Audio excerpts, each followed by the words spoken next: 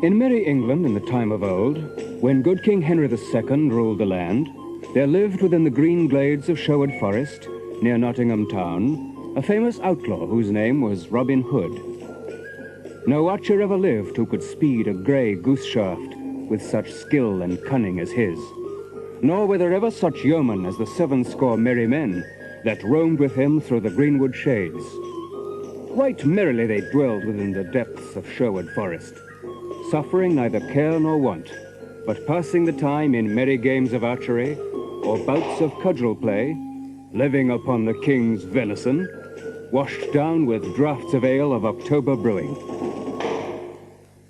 This band dwelled apart from other men, yet they were beloved by the country people round about, for no one ever came to jolly Robin for help in time of need, and went away again with an empty fist.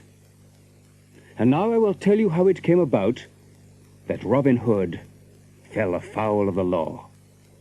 When Robin was a youth of 18, stout of sinew and bold of heart, the Sheriff of Nottingham proclaimed a shooting match, and offered a prize of a butt of ale to whomsoever should shoot the best shaft in Nottinghamshire.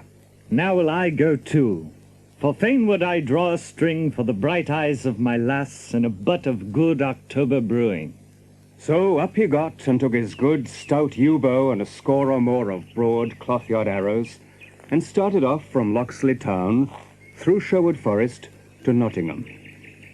Sweet was the greenwood as he walked along its paths, and bright the green and rustling leaves, amid which the little birds sang with might and main.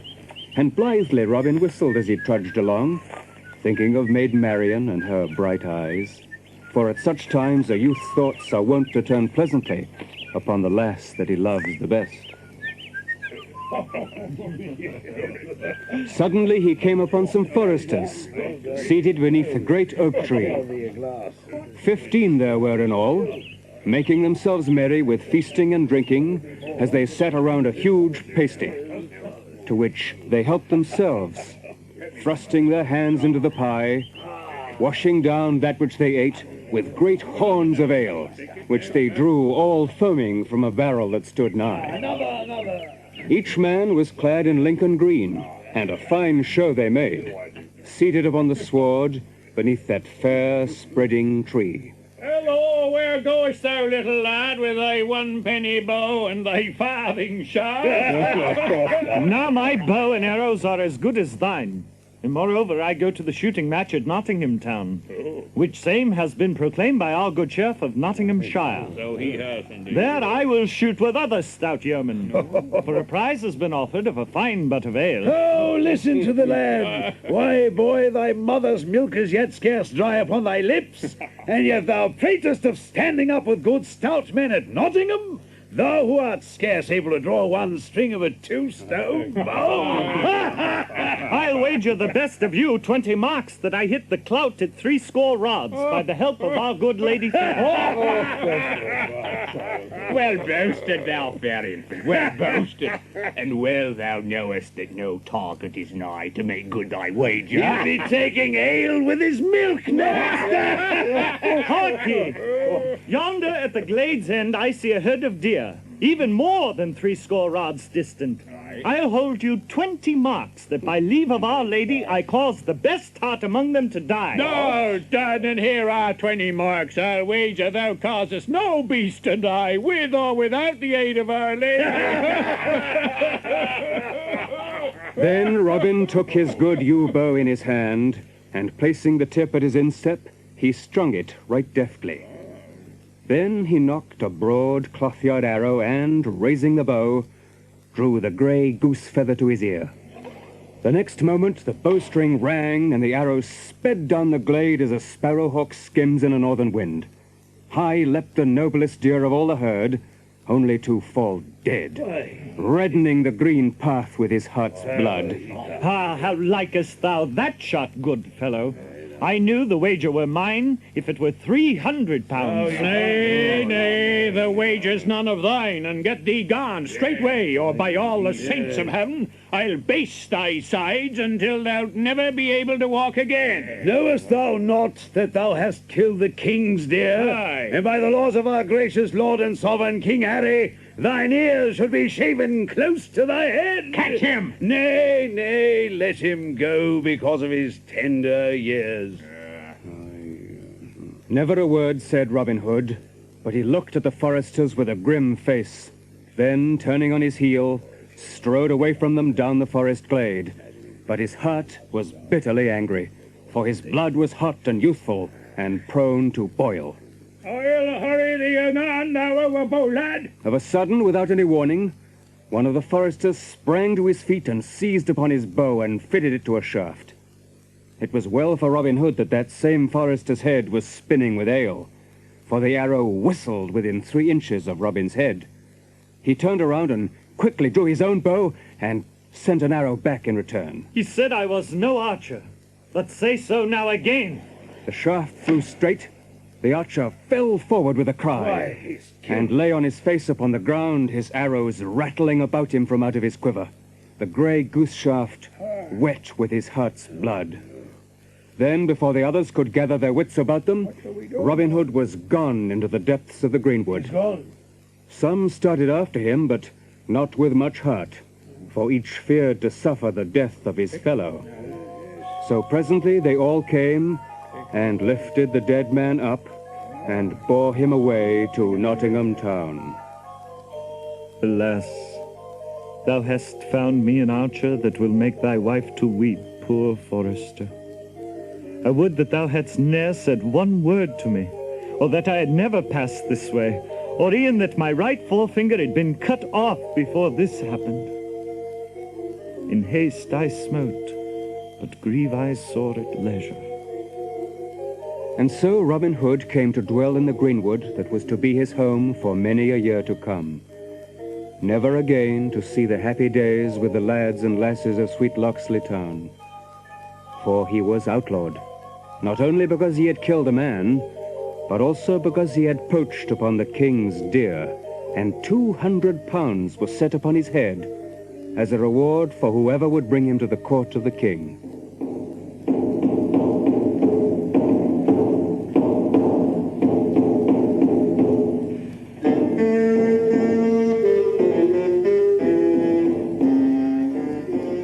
So Robin lay hidden in Sherwood Forest for 1 year, and in that time there gathered around him many others like himself, cast out from other folk for this cause or for that. Some had shot deer in hungry winter time when they could get no other food. Some had been turned out of their inheritance that their farms might be added to the king's lands in Sherwood Forest. Some had been despoiled by a great baron or a rich abbot or a powerful esquire. All, for one cause or another, had come to Sherwood to escape wrong and oppression. Up rose Robin Hood one merry morn when all the birds were singing blithely among the leaves, and up rose all his merry men, each fellow washing his head and hands in the cold brown brook that leaped laughing from stone to stone. For 14 days we have seen no sport, so now I will go abroad to seek adventures forthwith. But tarry ye, my merrymen all, here in the greenwood. Only see that ye mind well my call. 3 blasts upon the bugle horn I will blow in my hour of need, then come quickly, for I shall want your aid. So saying, Robin strode away through the leafy forest glades. He took a road by the forest skirts, a bypath that dipped toward a broad, pebbly stream, spanned by a narrow bridge made of a log of wood. As he drew nigh this bridge, he saw a tall stranger coming from the other side. Thereupon, Robin quickened his pace, as did the stranger likewise, each thinking to cross first. Now stand thou back, and let the better man cross first. Nay, then stand back thine own self, for the better man, I wot, am I. That will we presently see. But meanwhile, stand thou where thou art, or else by the bright brow of Saint Elfrida, I will show thee right good Nottingham play with a cloth-yard shot betwixt thy ribs. Now I will tan thy hide till it be as many colours as a beggar's cloak, if thou darest so much as touch a string of that same bow that thou holdest in thy hands. Oh, thou pratest like an ass. For I could send this shaft clean through thy proud heart before a curtal friar could say grace over a roast goose at Michaelmastide. And thou pratest like a coward, for thou standest there with a good yew bow to shoot at my heart, while I have naught in my hand but a plain blackthorn staff wherewith to meet thee. Now, by the faith of my heart, never have I had a coward's name in all my life before. I will lay by my trusty bow and arrows, and if thou darest abide my coming, I will go and cut a cudgel to test thy manhood withal. Aye, marry, I will abide thy coming, and joyously too. And the stranger leaned sturdily upon his staff to await Robin. Then Robin Hood stepped quickly to the cover-side and cut a good staff of oak, straight without flaw and 6 feet in length, and came back, trimming away the tender stems from it, while the stranger waited for him, leaning upon his staff and whistling as he gazed round about. Robin observed him furtively as he trimmed his staff, measuring the stranger from top to toe from out of the corner of his eye, and thought that he had never seen a lustier or a stouter man.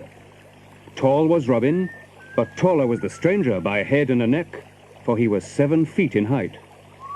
Broad was Robin across the shoulders, but broader was the stranger by twice the breadth of a palm, while he measured at least an ell around the waist. Nevertheless, I will baste thy hide right merrily, my good fellow. Lo, here is my good staff, lusty and tough. Now wait my coming if thou darest, and meet me if thou fearest not. Then we will fight until one or the other of us tumble into the stream by dint of blows. Marry, with my whole heart. Never did the knights of King Arthur's Round Table meet in a stouter fight than did these two. In a moment, Robin stepped quickly upon the bridge where the stranger stood. First he made a feint, and then delivered a blow at the stranger's head that, had it met its mark, would have tumbled him speedily into the water. But the stranger turned the blow right deftly, and in return gave one as stout, which Robin also turned as the stranger had done. So they stood, each in his place, neither moving a finger's breadth back, for 1 good hour. And many blows were given and received by each in that time, till here and there were sore bones and bumps, yet neither thought of crying, "Enough!" nor seemed likely to fall from off the bridge. At last, Robin gave the stranger a blow upon the ribs that made his jacket smoke like a damp straw thatch in the sun. So shrewd was the stroke that the stranger came within a hair's breadth of falling off the bridge. But he regained himself right quickly, and by a dexterous blow, gave Robin a crack on the crown that caused the blood to flow. Then Robin grew mad with anger, and smote with all his might at the other. But the stranger warded off the blow and once again whacked Robin. And this time so fairly that he fell heels over head into the water. And where art thou now, my good lad? In the flood and floating it down with the tide. Give me thy hand. Here. I must needs own thou art a brave and sturdy soul, and withal a good stout stroke with the cudgels. Oh, by this and by that, my head hummeth like a hive of bees on a hot June day. Then Robin clapped his horn to his lips and winded a blast that went echoing sweetly down the forest paths. Ay, Mary, thou art a tall lad and a brave one. For ne'er, I trow, is there a man betwixt here and Canterbury town could do the like to me that thou hast done. And thou takest thy cudgeling like a brave heart and a stout yeoman. But now the distant twigs and branches rustled with the coming of men, and suddenly a score or two of good stout yeomen, all clad in Lincoln green, burst from out the covert with merry Will Stutely at their head. Good master, how is this? Truly, thou art all wet, from head to foot, and that to the very skin. Why, yon stout fellow hath tumbled me neck and crop into the water, and hath given me a drubbing beside. Then shan't he go without a ducking and a drubbing himself? Have it him, Nay, forbear. Come on. He is a right good man and true, What? and no harm shall befall him. Now hark ye, good fellow. Wilt thou stay with me and be one of my band? 3 suits of Lincoln green shalt thou have each year, beside 40 marks in fee, and a share with us whatsoe'er good shall befall us. Thou shalt eat sweet venison, and quaff the stoutest ale, and mine own good right-hand man shalt thou be, for never did I see such a cudgel player in all my life before. Speak, wilt thou be one of my good merry men? That know I not. If you handle yew bow and apple shaft no better than you do oaken cudgel, you're not fit to be called yeoman in my country. But if there be any man here that can shoot a better shaft than I, then will I bethink me of joining with you. Now, by my faith, thou art a right saucy varlet, sirrah. Yet I will stoop to thee as I never stooped to man before. Good Stutely, cut thou a fair white piece of bark 4 fingers in breadth, and set it 80 yards distant on yonder oak. 4 and 80, aye. Now, stranger, hit that fairly with a grey goose shaft, and call yourself an archer. Aye, marry, that will I. Give me a good stout bow and a fair broad arrow, and if I hit it not, strip me and beat me blue with bowstrings. The stranger chose the stoutest bow among them all, next to Robin's own, and a straight grey goose shaft, well feathered and smooth, then stepped to the mark, while all the band, sitting or lying upon the greensward, watched to see him shoot. He drew the arrow to his cheek and loosed the shaft right deftly, sending it so straight down the path that it clove the mark in the very center. Mend thou that, if thou canst. That is a keen shot indeed. Mend it I cannot, but mar it I may. Then, taking up his own good stout bow and nocking an arrow with care, Robin shot with his very greatest skill. Straight flew the arrow, and so true that it lit fairly upon the stranger's shaft and split it to splinters. Now, by the lusty yew bowl of good St. Withold, that is a shot indeed, and never saw I the like in all my life before. Now truly will I be thy man henceforth and for aye. Good Adam Bell was a fair shot, but he never shot so. Then I have gained a right good man this day. What name goest thou by, good fellow? Men call me John Little, whence I came. Nay, fair little stranger, I like not thy name. Fain would I have it otherwise. Little art thou indeed, and small of bone and sinew. Therefore shalt thou be christened, Little John. What? And I'll be thy godfather. If thou makest a jest of me, thou wilt have sore bones and little pay, and that in short season. Nay, friend, bottle thine anger. Good Will Stutely meant no harm. The name fitteth thee well. Little John shalt thou be called henceforth, and Little John shall it be. So come, my merry men, we will prepare a christening feast for this fair infant.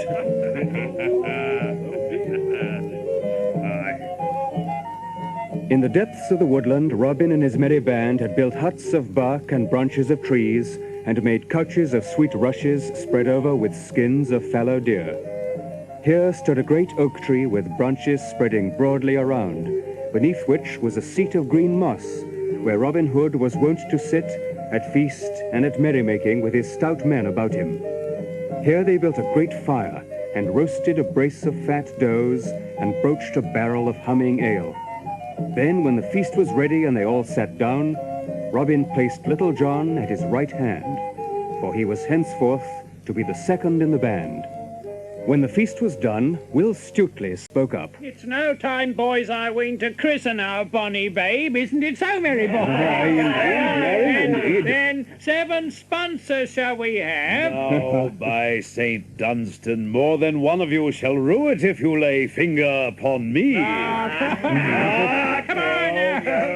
But without a word, they all ran upon him at once, seizing him by his legs and arms, and holding him tightly in spite of his struggles, and they bore him forth while all stood around to see the sport. Then came one forward who had been chosen to play the priest, because he had a bald crown, and in his hand he carried a brimming pot of ale. Now, who bringeth this, babe? That do I. And what name callest thou him? Little John, I call him. Now, little John, thou hast not lived heretofore, but only got thee along through the world, but henceforth thou wilt live indeed. When thou livest not, thou wast called John Little, but now that thou dost live indeed, Little John shalt thou be called. So christen I thee.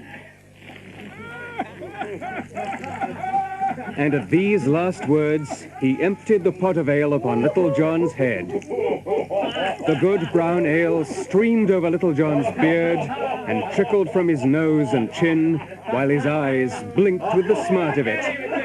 At first he was of a mind to be angry, but found he could not, because the others were so merry. So he, too, laughed with the rest. Then Robin took this sweet, pretty babe, clothed him all anew from top to toe in Lincoln green, and gave him a good stout bow, and so made him a member of the merry band.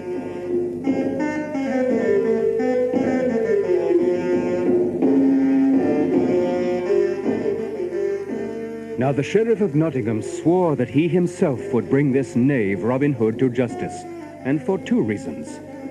First, because he wanted the £200 reward, and next, because the forester that Robin Hood had killed was of kin to him. So he planned to serve a warrant upon the bold outlaw, not knowing what a force Robin had about him in Sherwood. A right good reward have I offered to whosoever would serve my warrant upon Robin Hood, and I marvel that no one has come to undertake the task. Good master, thou knowest not the force that Robin Hood has about him, and how little he cares for warrant of king or sheriff. Truly no one likes to go on this service for fear of cracked crowns and broken bones. Then I hold all Nottingham men to be cowards. But if no man in Nottingham dare win the 80 golden angels' reward, I will send elsewhere, for there should be men of mettle somewhere in this land. Messenger, Sire. saddle thy horse and make ready to go to Lincoln town to see whether there be some stout yeoman to do my bidding and win this reward. For by the shrine of St. Edmund I will hang this Robin Hood 40 cubits high. Yes, sire. So off went the messenger along the dusty highway that led from Nottingham to Lincoln. Dusty was the highway, and dusty became the throat of the messenger, so that his heart was glad when he saw before him the sign of the Blue Boar Inn.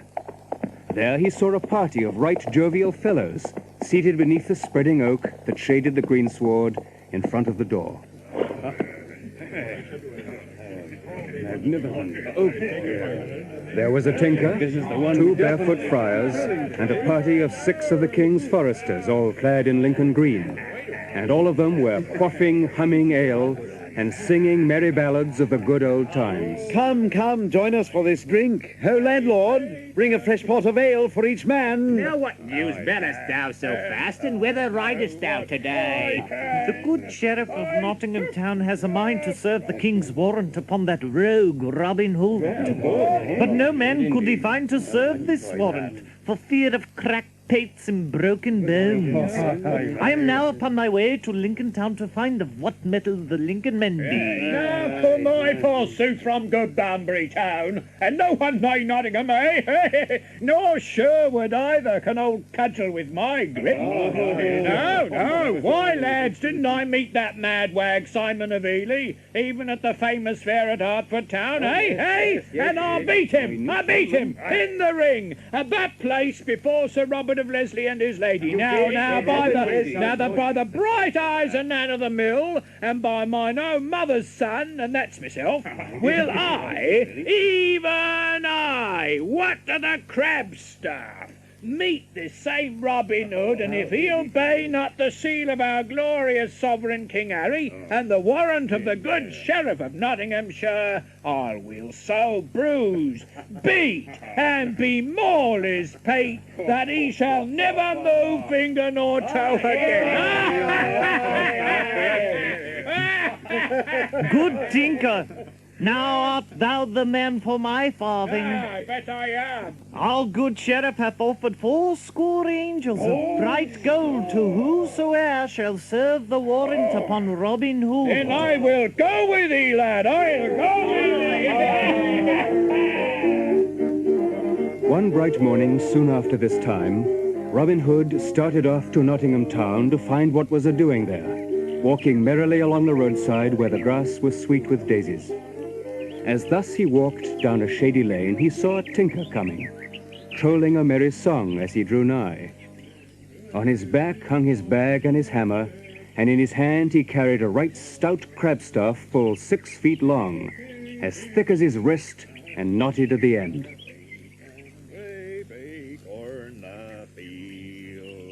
In peace guard time, when hound to horn gives ear till buck be killed. Hello. And little lads with pipes of Hello, corn good say friend. sleeping beasts of field. Hello! I went to gather strawberries by Hello. woods and Hello, groves art full thou fair. deaf man? And who art thou, dost so boldly check a fair song? Hello, thine own self, whether thou be good friend or no. But let me tell thee, thou stout fellow, if thou be a good friend, it were well for us both. But if thou be no good friend, it were ill with thee. And whence comest thou, my lusty blade? Oh, I come from Banbury. Alas, I hear there is sad news this merry morn. Is indeed so. Prithee, tell it speedily. I'm a tinker by trade, and I'm greedy for news, even as a priest is greedy for farthings. Well then, list thou, and I will tell. But bear thyself up bravely, for the news is sad. I hear that 2 tinkers are in the stocks for drinking ale and beer. Tinkers, a plague seize thee in thy news, thou scurvy dog, for thou speakest but ill of good men.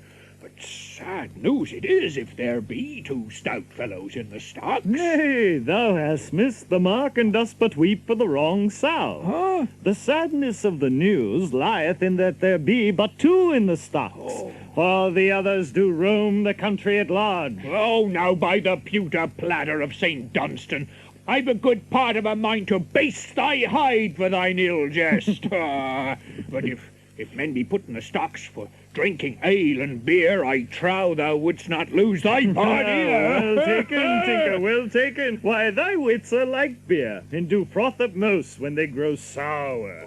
But right art thou, man, for I love ale and beer right well. Therefore come straightway with me hard by to the sign of the Blue Boar, and I will drench thy throat with as good home brewed as ever was tapped in all broad Nottinghamshire. By my faith, thou art a right good fellow, in spite of thy scurvy jests. I love thee, my sweet chuck, and if I go not with thee to that same Blue Boar, thou mayst call me a heathen. Tell me thy news, good friend, as we go. For tinkers, I know, are all as full of news as an egg of meat. Oh, I have in hand a grave undertaking that doth call for all my wits. I come to seek a bold outlaw that men hereabouts call, Robin Hood. Yes, within my pouch I have a warrant, all fairly written out on parchment, forsooth, with a great red seal for to make it lawful. Now, could I but meet this same Robin Hood, I would serve it upon his dainty body, and if he minded it not, I'd beat him, till every one of his ribs would cry amen. I would, but thou livest hereabouts. Perhaps thou knowest Robin Hood thyself, good fellow. Aye, marry, that I do somewhat. And I have seen him this very morn. But, good tinker, Yes. men say that he is a sly thief. Thou hadst better watch thy warrant, or else he may steal it out thy very pouch. Oh, let him but try. Sly may he be, but sly am I too. I would I had him here, now, man to man. But what manner of man is he, lad? Much like myself. Oh. And in height and build and age nigh the same. And he hath blue eyes too. Nay, thou art but a green youth. I thought Robin Hood to be a great, bearded man. Nottingham men feared him so. Truly he is not so old nor so stout as thou art. Oh. But men do call him a right deft hand at quarterstaff. Well, that may be, but I'm more deft than he. For didn't I overcome Simon of Ely in a fair bout in the ring at Hertford town? But if thou know'st him, my jolly blade, wilt thou go with me and bring me to him?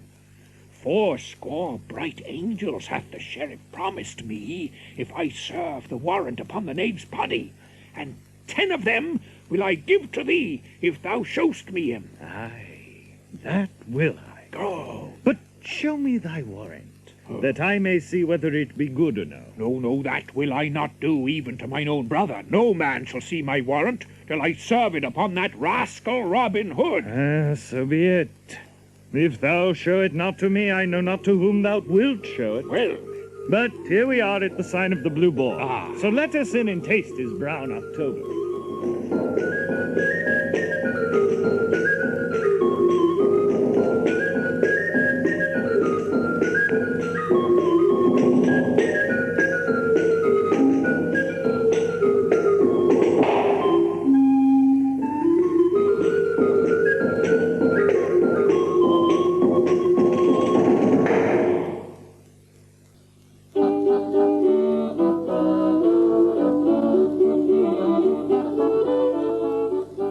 No sweeter inn could be found in all Nottinghamshire than that of the Blue Boar. Well known was the inn to Robin and his band, for there had he and such merry companions as Little John, or Will Stuteley, or young David of Doncaster, often gathered when all the forest was filled with snow. And the good host knew how to keep a still tongue in his head, for Robin and his band were his best customers, and paid their scores without having them chalked up behind the door. Bide thou here, good tinker, while I go and see that our host draweth ale from the right cask. For he hath good October, I know. Add a measure of Flemish strong waters to the good English ale, my good man. Ah, right you are, Robin. This ale is brewed by Withold of Tamworth. a right good Saxon name, too, I would have thee know. No. By Our Lady, yon same Withold of Tamworth breweth the most humming ale that e'er passed the lips of Water the Crabstaff. Drink, man, drink. Ho, landlord. Aye. Bring my friend another pot of the same. I never tasted such ale in all my days before. It doth make my head even now. And so the tinker drank and sang and made merry until his tongue tripped and grew thick of sound. Then his head wagged from side to side, until at last he fell asleep, as though he would never waken again. Sly art thou, tinker, but not yet art thou as sly as that same sly thief Robin Hood. If thou wilt not serve the warrant upon me, I shall serve it upon myself. Here, mine good host, are 10 broad shillings for the entertainment thou hast given us this day.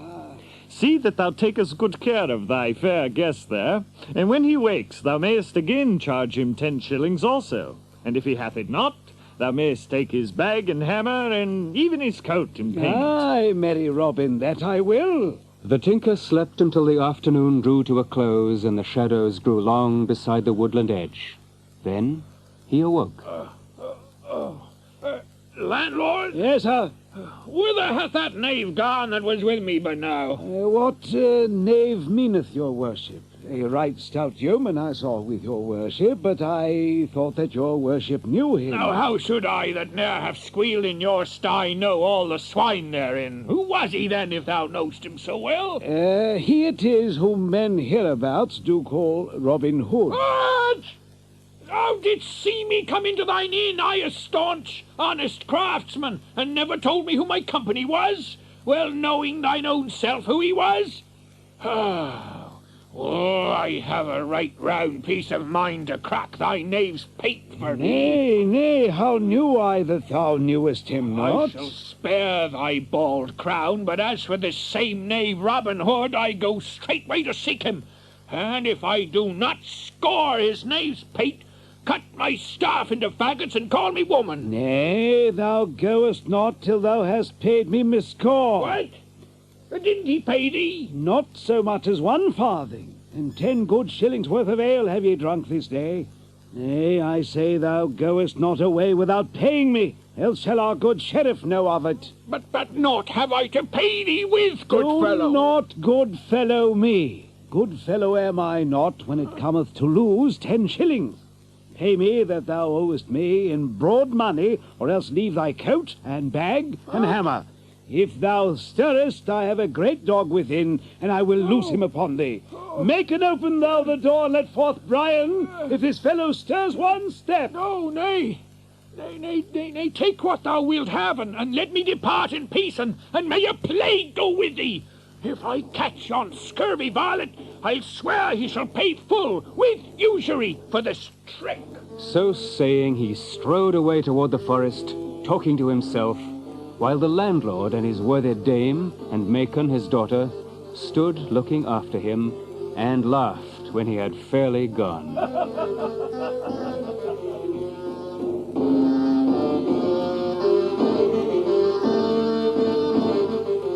Now the Sheriff of Nottingham was very wroth, both because of his failure to take Jolly Robin, and because people laughed at him for thinking to serve a warrant upon such a one as the bold outlaw. Therefore the sheriff did set out for London town to tell King Henry of this varlet, but the king sent him away again, for he did not wish to be troubled further, but told the sheriff to look to his own plans, or ill should befall him, as well as all the thieving knaves in Nottinghamshire. Aha! I have it now. If I cannot take this saucy knave within the greenwood, I shall persuade him nigh to Nottingham town. But he will not leave Sherwood Forest, sire. Not even for a shooting match? Aha!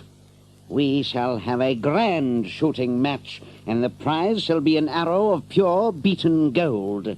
Will not this Robin Hood come to the match, both to win the prize and to show his skill with the long bow? Yes, surely. Send messengers north and south, east and west to proclaim through town, hamlet, and countryside this grand shooting match, and we shall catch this Robin ere he fly from our snare.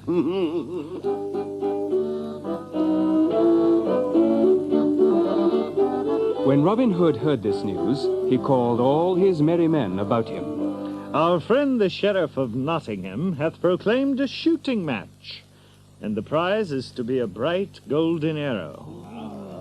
Now I fain would have one of us win it, both because of the fairness of the prize, and because our sweet friend the sheriff hath offered it. This same knavish sheriff hath but laid a trap for thee in this shooting match, and wishes nothing so much as to see thee there. So go not, good Robin, but stay within the greenwood, lest we all meet dole and woe. But shall we let it be said that the Sheriff of Nottingham did cow bold Robin Hood, and 70 as fair archers as are in all merry England?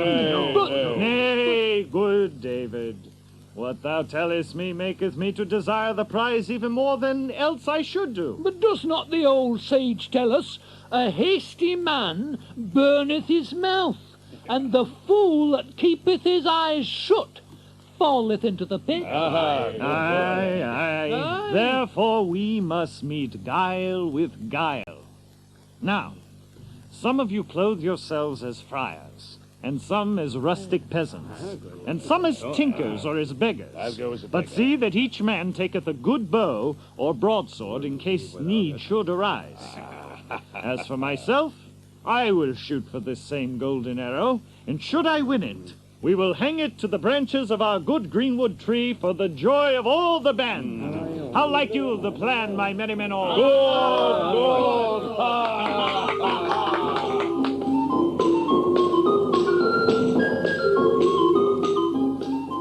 fair sight was Nottingham town on the day of the shooting match, and never was such a company of yeomen gathered together, for the very best archers of merry England had come. There was Gill of the Red Cap, the sheriff's own head archer, and Dickon Crookshank of Lincoln town, and Adam of the Dell, a man of Tamworth for 80 years and more, yet hale and lusty still, who in his time had shot in the famous match at Woodstock, and had there beaten that renowned archer, Clem of the Clough.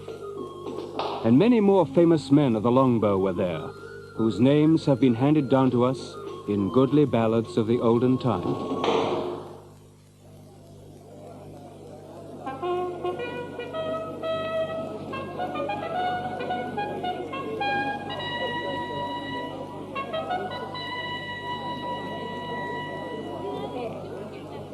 Shoot each man from yon mark, which is 70 yards and 10 from the target. 1 arrow shooteth each man first, and from all the archers shall the 10 that shooteth the fairest shafts be chosen for to shoot again.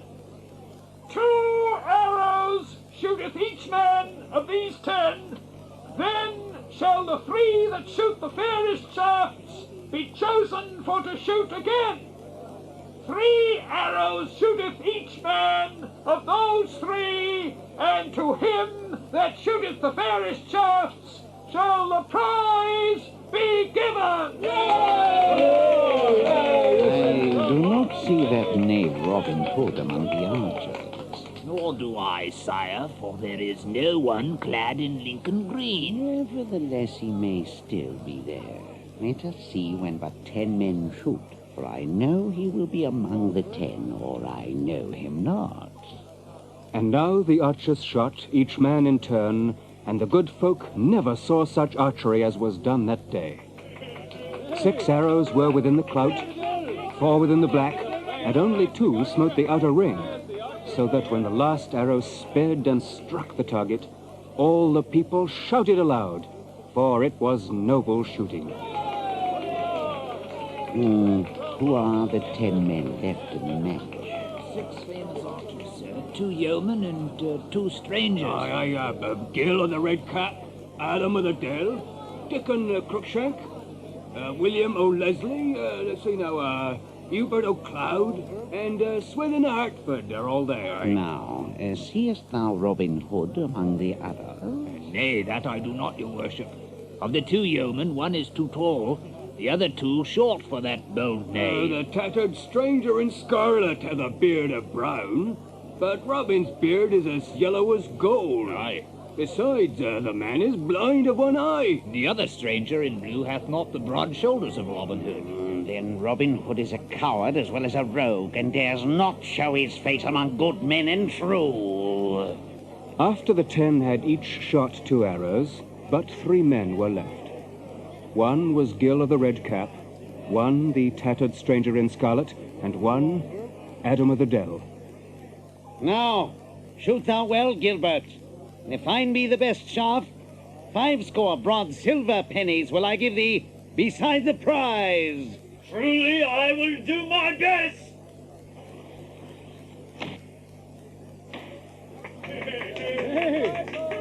Now, by my faith, that is a shrewd shot. The fingers brought from the center. So now it is the tattered stranger's turn. This patchwork archer has been lucky too long.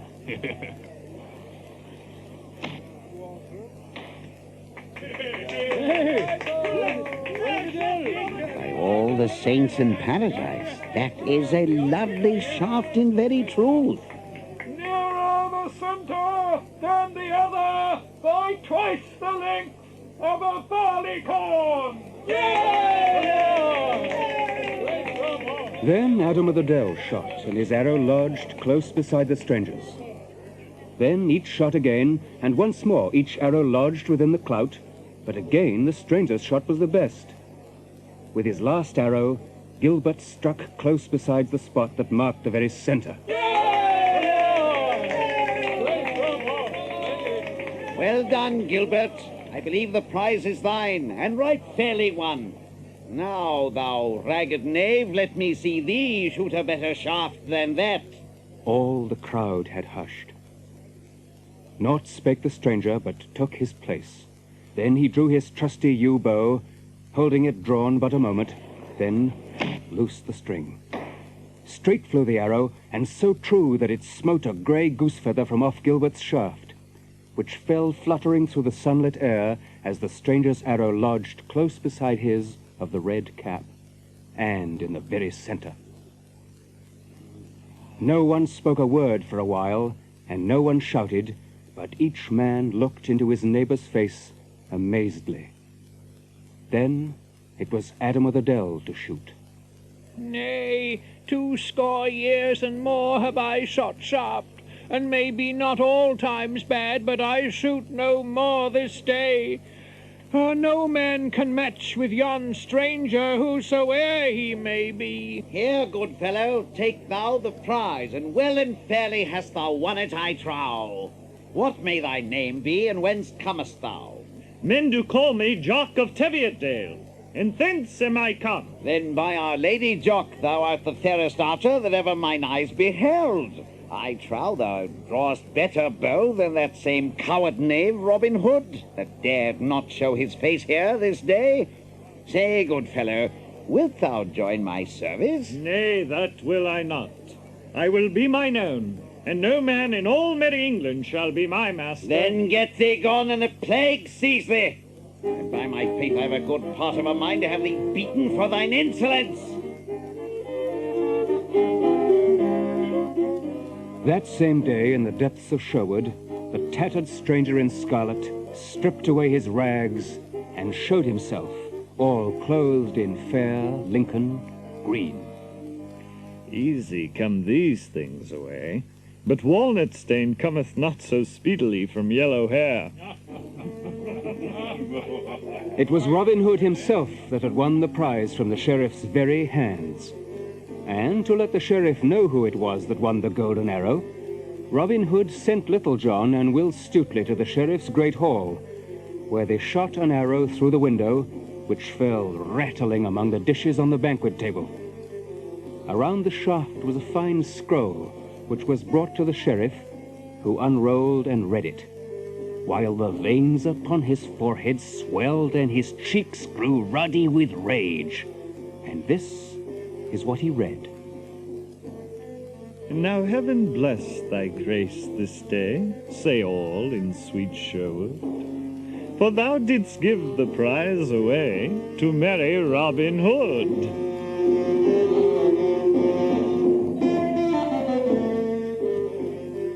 Unable to catch the sly Robin Hood, the good sheriff decided he would sooner lose his office than his life. So he decided to trouble Robin no more. But Robin was not so willing to trouble the sheriff no more.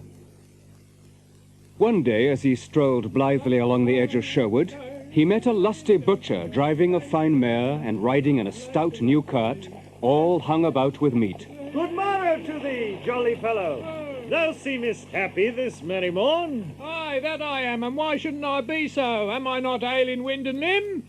Am I the bonniest lass in all Nottinghamshire? And lastly, am I not to be married to her on Thursday next in sweet Locksley Town? Comest thou from Locksley Town? Aye. There was I born and bred. Now, where goest thou with thy meat, my fair friend? I go to the market at Nottingham Town to sell my beef and my mutton.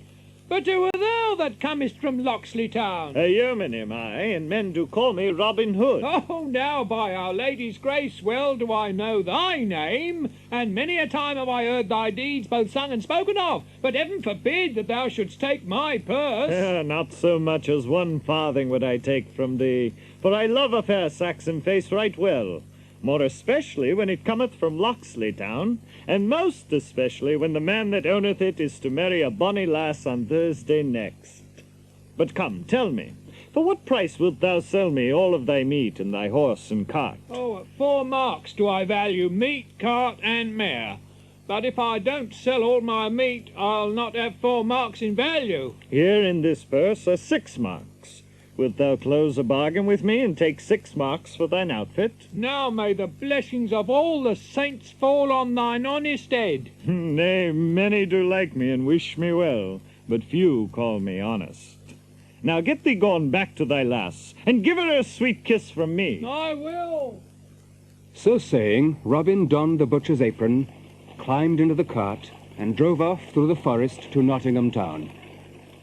Never had the crowd at the market seen or heard such selling in all Nottingham town, for Robin gave as much meat for 1 penny as a good wife could buy elsewhere for 3. And when a widow or a poor woman came to him, he gave her flesh for nothing. But when a merry lass came and gave him a kiss, he charged not 1 penny. Thus he sold his meat so fast that no butcher that stood near him could sell anything. And they began to talk among themselves. This must be some thief who's stolen cart, horse, and meat. Nay, when did you ever see a thief who parted with his goods so freely and merrily? This must be some prodigal who hath sold his father's land and would fain live merrily while the money lasts. Come, brother, we be all of one trade, so wilt thou go dine with us? Aye, for this day the sheriff have asked all the butcher guild to feast with him at the Guildhall. Aye, there'll be much stout fare, much to drink, and that thou likest, or I much mistake thee. Now, curse his heart that would deny such an offer. Gladly will I dine with you all, my sweet lads.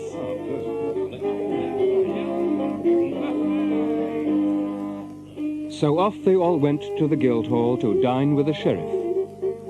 Those who saw Robin's merry ways told the sheriff that he was some prodigal that had sold his land for silver and gold in order to live right merrily. Now the worshipful sheriff made Robin sit close to him, for he loved a rich young spendthrift, especially when he thought that he might lighten the youth's pockets into his own most worshipful purse. Wilt thou say grace upon this dinner, my merry blade? Aye, good sir. Heaven bless us all, and also the good meat and good sack within this house. And may all butchers be and remain as honest men as I am. Amen. Thou art a jolly young blade, and I love thee mightily. Yea, I know thou dost love a jolly blade, for didst thou not have jolly Robin Hood at thy shooting match? And didst thou not gladly give him a bright golden arrow for his very own? At this the sheriff looked grave, and all the guild of butchers too, so that none laughed save Robin. Only some winked slyly at each other. Let us, sir, be merry while we may. For man is but dust, and he hath but a span to live here till the worm getteth him. Nay, never look down in the mouth, Sir Sheriff. Who knowest but that thou mayest catch Robin Hood yet, if thou drinkest less good sack, and bringest down the fat about thy paunch, and the dust from out thy brain. Be merry, man. How now, brothers, be merry, for I swear that neither butcher nor sheriff shall pay 1 penny for this feast. For I will pay, though it cost £200. Now, thou art a right merry soul, and I think thou must have many a head of horned beasts, and many an acre of land, that thou dost spend thy money so freely. Aye, that have I. 500 and more horned beasts have I and my brothers, and none of them have we been able to sell.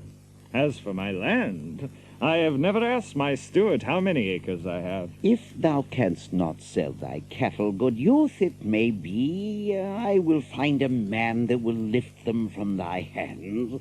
Perhaps that man may be myself, for I love a merry youth and would help such a one along the path of life.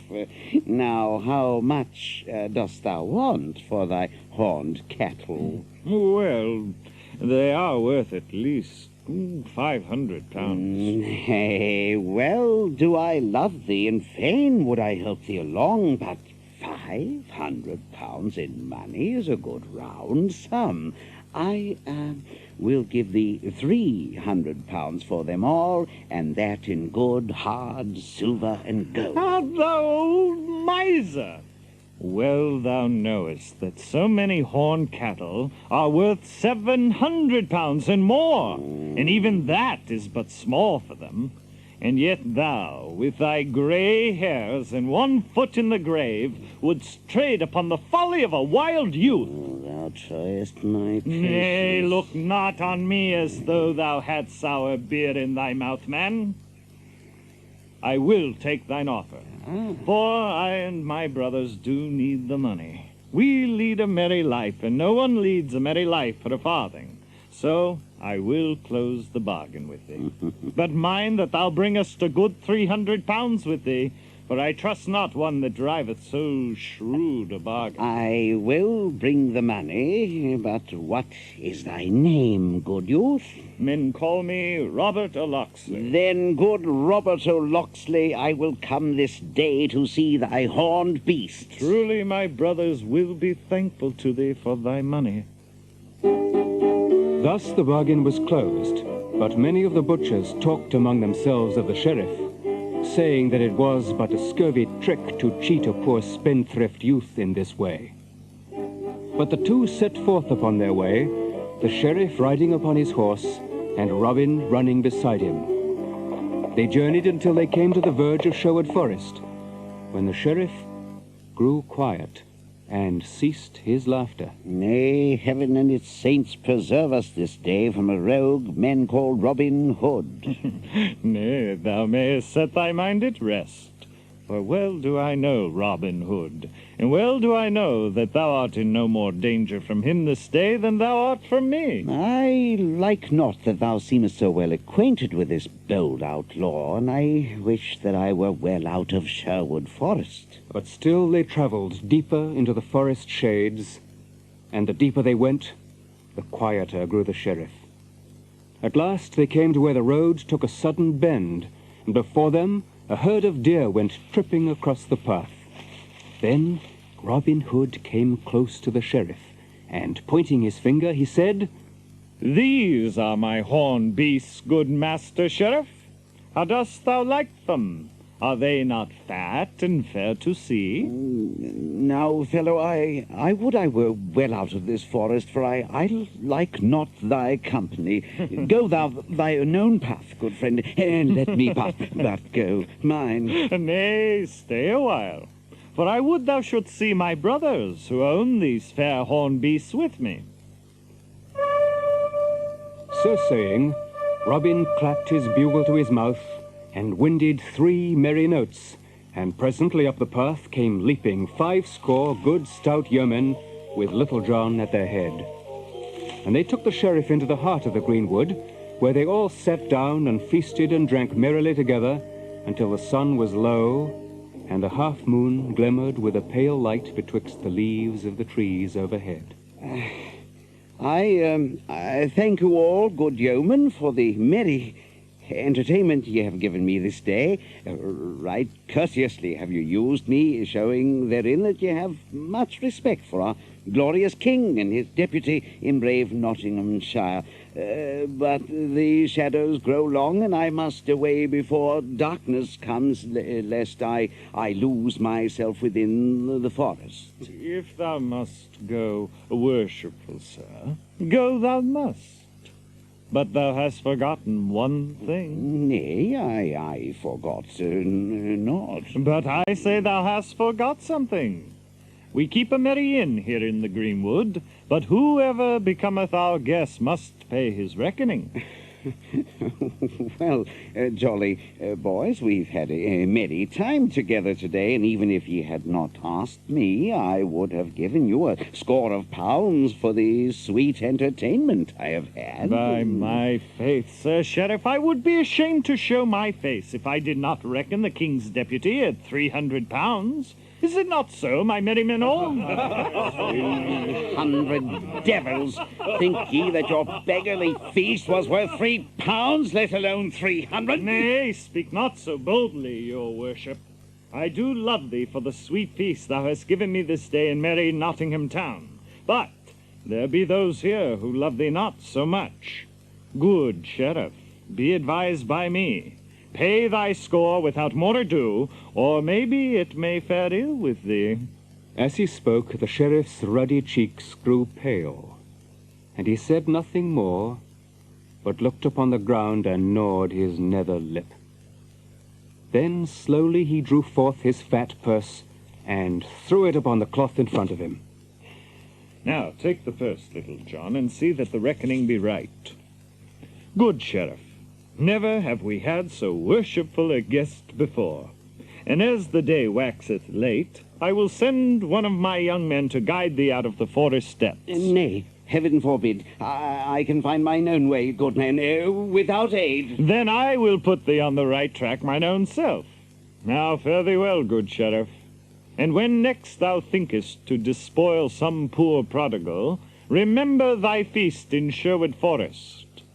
Ne'er buy a horse, good friend, without first looking into its mouth. Then Robin clapped his hand to the horse's back, and off went nag and sheriff through the forest glade.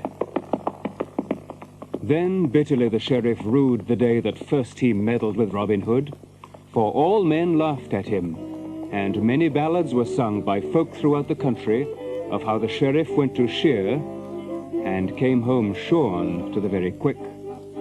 For thus men sometimes overreach themselves through greed and guile.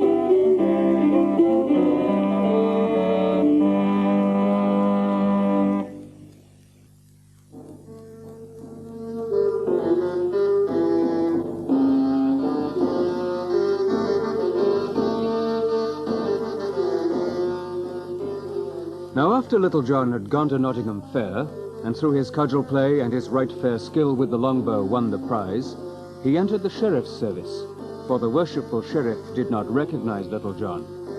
But this easy life became bitter to Little John, and he thought, "Here I grow fat like a stall-fed ox, and all my manliness departeth from me while I become a sluggard and a dolt." So he returned to Sherwood Forest and Robin Hood and his merry friends. Welcome, welcome, Little John.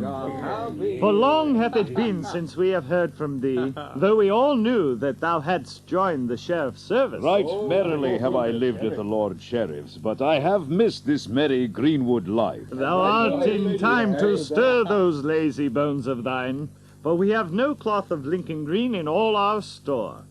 Therefore get thee straightway to our good gossip, the draper, Hugh Longshanks of Ancaster.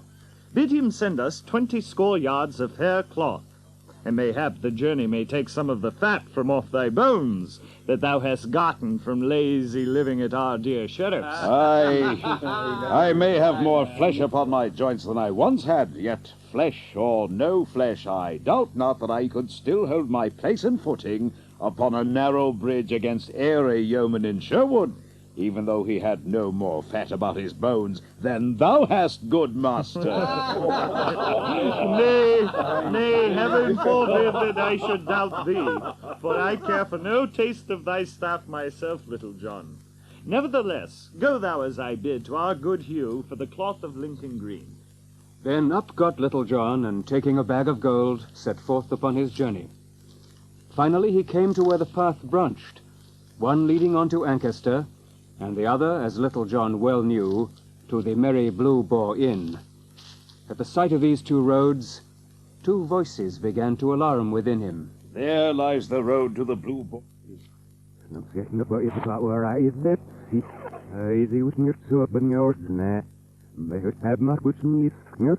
Ancaster, and the duty thou art set upon. Now the first of these two voices was far the louder, for Little John had grown passing fond of good living through abiding.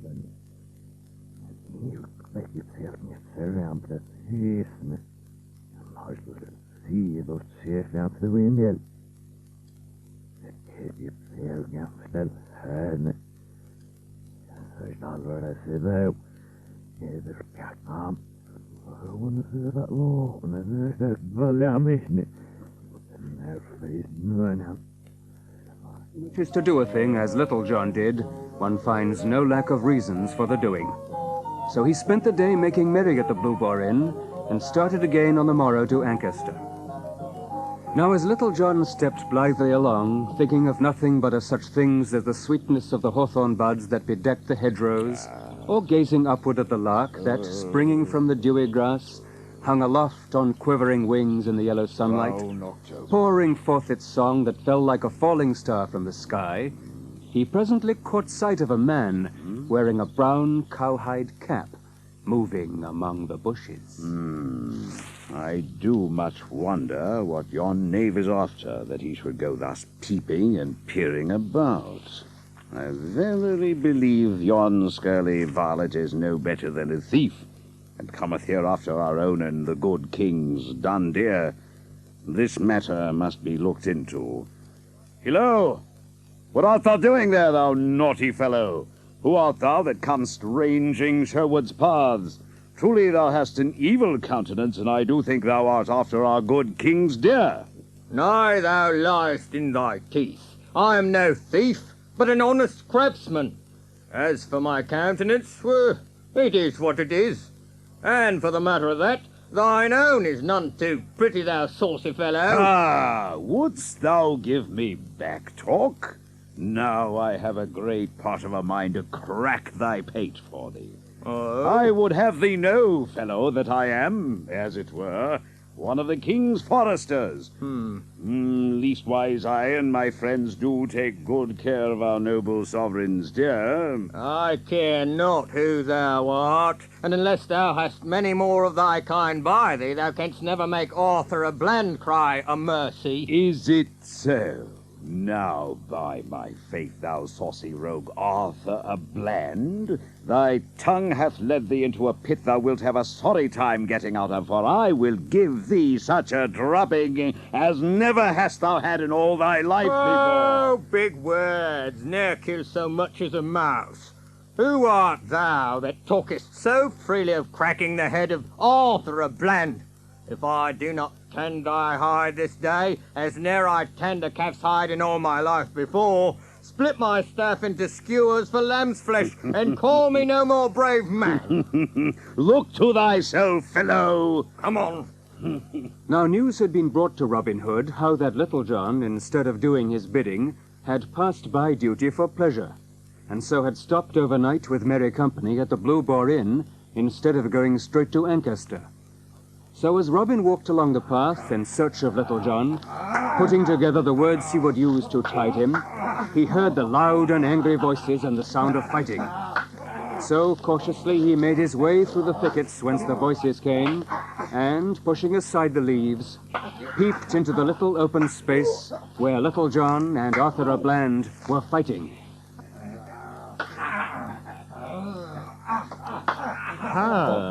Here is merry sport afoot. I would give 3 golden angels from my own pocket if yon stout fellow would give Little John a right sound thwacking. It would please me to see him well thumped for having failed in my bidding. By my faith, never had I thought to see Little John so evenly matched in all my life. He would have overcome yon fellow before this, had he been in his former trim. Thus they fought for nigh half an hour, until the ground was all ploughed up with the digging of their heels, and their breathing grew laboured like the ox in the furrow. At last Little John saw his chance, and throwing all his strength into one blow that might have felled an ox, he struck at the stranger with might and main. But Arthur's cowhide cap stood him in good stead, and but for it he might never have held a staff in hand again. But he regained himself quickly, and at arm's length struck a blow at Little John, and this time the stroke reached its mark. And down went Little John at full length, his cudgel flying from his hand as he fell. Then, raising his staff, stout Arthur dealt him another blow upon the ribs. Hold! Wouldst thou strike a man when he's down? Aye, marry, would I? Stop! Hold, I say! I yield me! Stop, good fellow. Oh, hast thou had enough? I marry, more than enough. And thou dost own that I am the better man of the two, eh? Nay, truly, the plague seized thee. Then thou mayst go thy ways, and thank thy patron saint that I am a merciful man. a plague on such mercy as thine. My ribs feel as though every one of them were broken in twain. All of them, eh? I tell thee, good fellow, I did think there was never a man in all Nottinghamshire could do to me what thou hast done this day. So thought I also. Robin! What thou?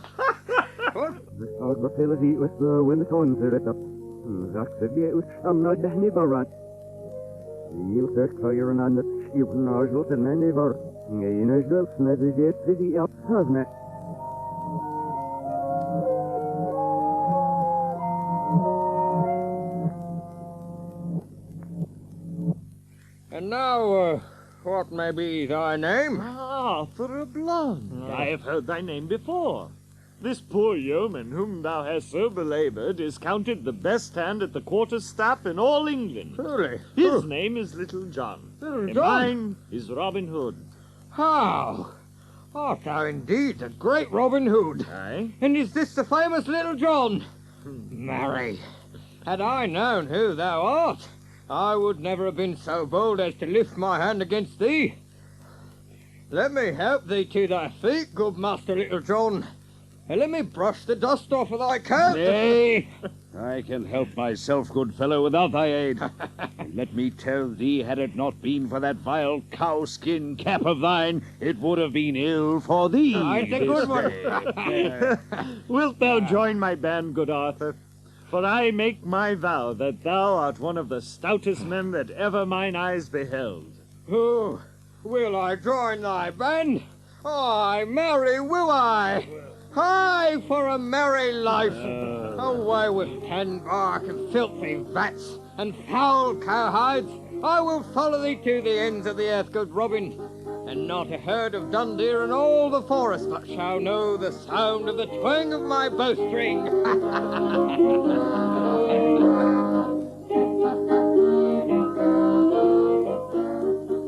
Thus they travelled along the sunny road, Robin, Little John, and Arthur of Bland, the Tanner of Blyth, 3 stout fellows such as you could hardly match anywhere else in all merry England. And now, Little John, why didst thou not go straight to Ancaster yesterday, as I told thee? I feared the rain that threatened. The rain? Why, thou great oaf, not a drop of rain has fallen these 3 days. Neither has any threatened, nor hath there been a sign of foul weather in earth or sky or water. Nevertheless, the holy Saint Swithin holdeth the waters of the heavens in his pewter pot, and he could have poured them out, had he chosen, even from a clear sky. And wouldst thou have had me wet to the skin? Oh, Little John, what butter wits thou hast in that head of thine. Who could hold anger against such a one as thou art? Ah, truly. After they had travelled some distance, the 3 sturdy yeomen stopped by a pleasant little fountain of water to slake their thirst and to rest.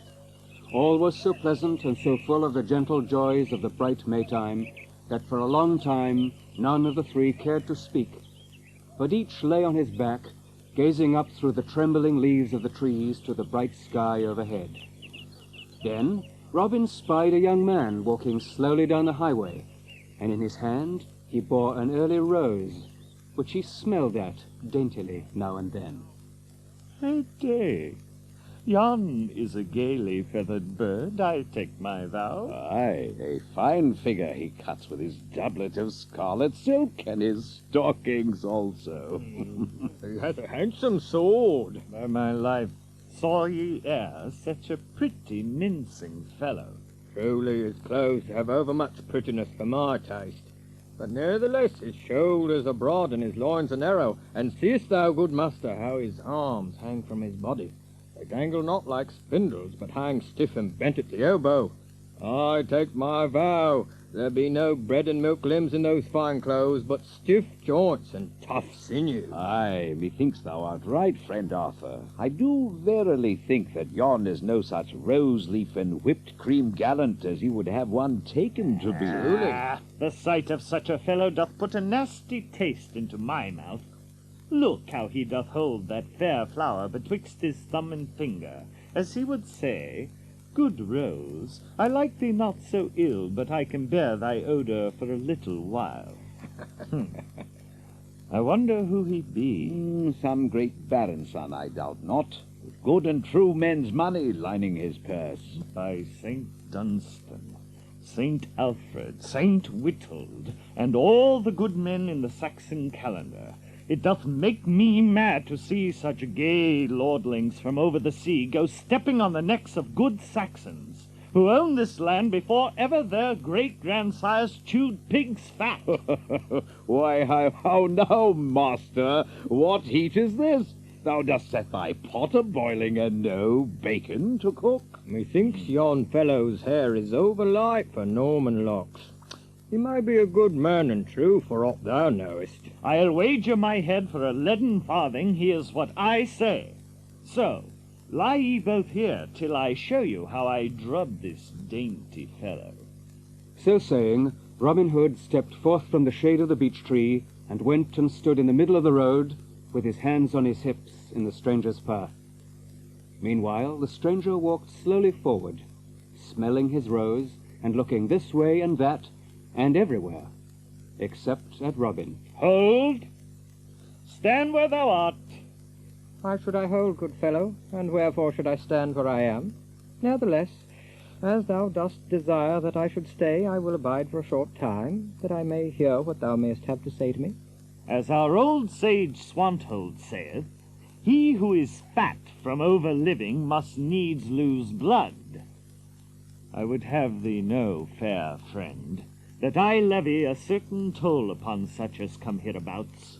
Therefore, if thou canst leave off smelling thy rose, I would have thee deliver to me thy purse, that I may look into it and judge, to the best of my poor powers, whether thou hast more wealth about thee than our law allows. I do love to hear thee talk, thou pretty fellow, and if thou art not yet done, finish, I beseech thee. I have yet some little time to stay. I have said all! Now, if thou wilt give me thy purse, I shall see what it may hold. I will take none from thee if thou hast but little. Alas, it doth grieve me much that I cannot do as thou dost wish. I have nothing to give thee. Let me go my way, I prithee. I have done thee no harm. Nay, thou goest not till thou hast shown me thy purse. Good friend, I have given thee much time and have heard thee patiently. Prithee, let me depart in peace. I have spoken to thee, friend, and now I tell thee again, that thou goest not one step forward till thou hast done as I bid thee. Alas, it doth grieve me that this thing must be. I fear much that I must slay thee, thou poor fellow. Put by thy weapon. I would take no advantage of thee. Thy sword cannot stand against an oaken staff such as mine. I could snap it like a barley straw. Oh. If thou hast a taste for a sound drubbing, take thee a cudgel from yonder oaken thicket and defend thyself fairly. Thou art right, good fellow. Truly my sword is no match for that cudgel of thine. Bide thee a while till I get me a staff. All this time, Little John and Arthur watched good Robin and the stranger, who at this time threw aside the rose he had been holding, thrust his sword back into the scabbard, and stepped to the roadside, where grew a little clump of ground oaks. Choosing among them, he presently found a sapling to his liking.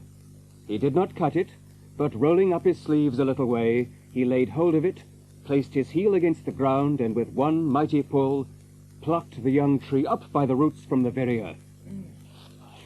Then he came back, trimming away the roots and tender stems with his sword, as quietly as if he had done naught to speak of.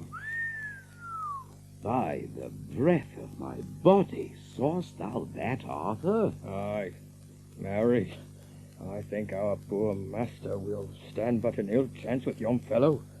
By our lady, he plucked up yon green tree as if it were a barley straw. When they were both ready, they did begin. This way and that they fought, and back and forth, Robin's skill against the stranger's strength. The dust of the highway rose up around them like a cloud, so that at times Little John and the tanner could see nothing, but hear only the rattle of the staves against one another. Thrice Robin struck the stranger, once upon the arm and twice upon the ribs. At last the stranger struck Robin's cudgel so fairly in the middle that he could hardly hold his staff in his hand. Again he struck, and Robin bent beneath the blow. A third time he struck, and now not only fairly beat down Robin's guard, but gave him such a rap also that down Robin tumbled into the dusty road. Hold! Hold! Hold! I yield me. Hold! Give over, I say. Nay, if there be two more of you, and each as stout as this good fellow, I'm likely to have my hands full. Nevertheless, come on, and I will strive my best to serve you all. Stop! Stop! We will fight no more. Well, this is an ill day for thee and me, Little John. I do verily believe that my wrist and arm are palsied by the jar of the blow that this stranger struck me. Good master, indeed thou art in an ill plight. Marry, thy jerkin is all befouled with the dust of the road. Let me help thee to arise. A plague on thy aid. I can get to my feet without thy help. Nay, at least let me dust thy coat for thee. My coat hath been dusted enough already without aid of thine. What be thy name, good fellow? My name is Gamwell. Is it even so? Even so. I have a near kin of that name. Whence camest thou, fair friend? From Maxfield town I come. There I was born and bred, and thence I come to seek my mother's young brother, whom men call Robin Hood. So if perchance thou mayst direct me, Will Gamwell? Surely it can be none other. Dost thou not know me, lad? Look upon me well. Now, by the breath of my body, I do believe from my heart that thou art mine own Uncle Robin. Why, how now, what the change is here? Verily, some 8 or 10 years ago, I left thee a stripling lad with great joints and ill-hung limbs. And lo, here thou art, as tight a fellow as e'er I set mine eyes upon. Had I known who thou wert, I would never have dared to lift my hand against thee this day. I trust I did thee no great harm. No, thou didst not harm me. Yet I will say, lad, that I hope I may never again feel such a blow as thou didst give me. By Our Lady, my arm doth tingle yet from fingernail to elbow. I tell thee, coz, that thou art the strongest man that ever I laid mine eyes upon. I felt my stomach quake when I beheld thee pluck up yon green tree as thou didst. It was nothing. How camest thou to seek me? It is an ill story, uncle. One day my father's steward, a saucy varlet, sought to berate my father, I standing by. So, stepping forth, I gave him a box on the ear. And wouldst thou believe it, the fellow straightway died of it. Thou wilt be welcome among my merry band, Goodwill. Thank you. But thou must change thy name. Huh? Thou shalt henceforth be called Will Scarlet. Will Scarlet? The name fitteth thee well. Right glad am I to welcome thee among us. I am called Little John. And I, too, am a new member who hath blithely joined these merry fellows. Arthur of Blend I am called. Thou art like to achieve fame, young Will, let me tell thee, for there will be many a merry ballad sung about the country, and many a story told in Sherwood of how Robin Hood bit off so large a piece of cake that he choked on. Nay, good Little John. Why should we speak of this little matter? Prithee, let us keep this day's doing among ourselves. But, good master, I thought that thou didst love a merry story, because thou hast so often made a jest about a certain increase of fatness on my joints, of flesh gathered by my abiding with the Sheriff of Nottingham. Nay, I do bethink me. I have said enough on that score. It is well, for in truth I myself have tired of it somewhat, but now I bethink me that thou didst also seem minded to make a jest of the rain that threatened last night. Then I was mistaken. I remember me now. It did seem to threaten rain. Truly I did think so myself. tell. No doubt thou dost think it was wise, therefore, of me to abide all night at the Blue Boar Inn instead of venturing forth in such stormy weather, dost thou not? A plague of thee and thy doings. Good. As for myself, I have been blind this day. I did not see thee drubbed. I did not see thee tumbled heels over head in the dust. And if any man says that thou wert, I can with a clear conscience rattle his lying tongue betwixt his teeth. Come, we will go no further today, but will return to Sherwood. And thou, Little John, shall go to Ancaster another time.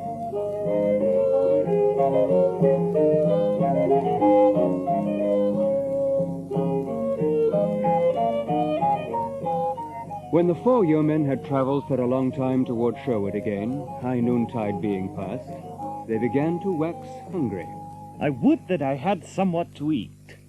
Methinks a good loaf of white bread, with a piece of snow-white cheese, washed down with a good draught of humming ale, were a feast for a king. Since thou speakest of it, methinks it would not be amiss myself. There is that within me crieth out, "Victuals, good friend, victuals!"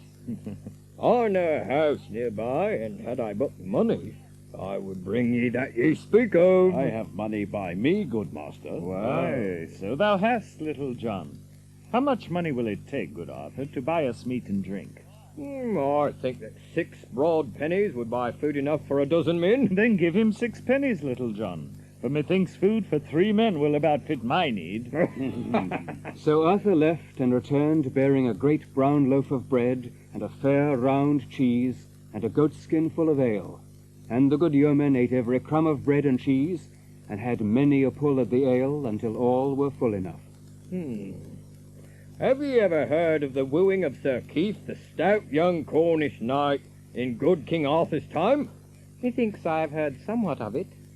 Let us hear it, good Arthur. I do verily think that I have caught a cold, and have a certain tickling and huskiness in the windpipe. Thou hast a fair, round, mellow voice. Let us have you say a poem, if thou wilt not sing it.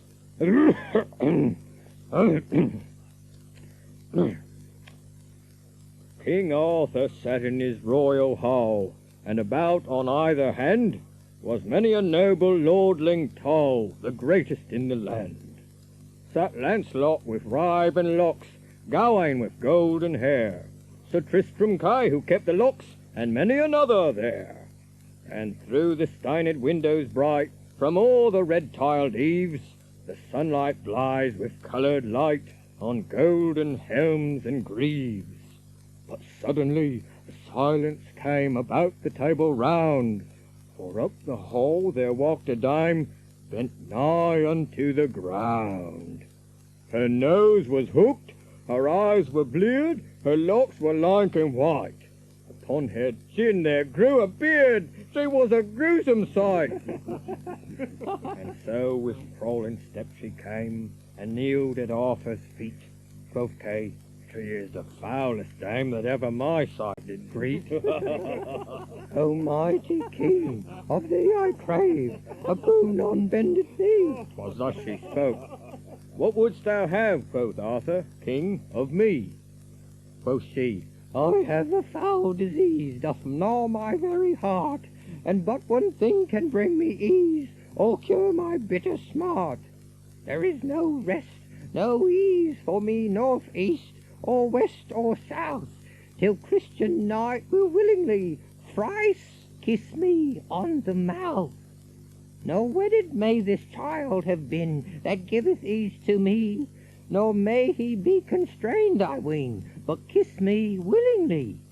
So is there here one Christian knight of such a noble strain, that he will give a tortured wight sweet ease of mortal pine?" "A wedded man," quoth Arthur king, "a wedded man I be, else would I deem it noble thing to kiss thee willingly."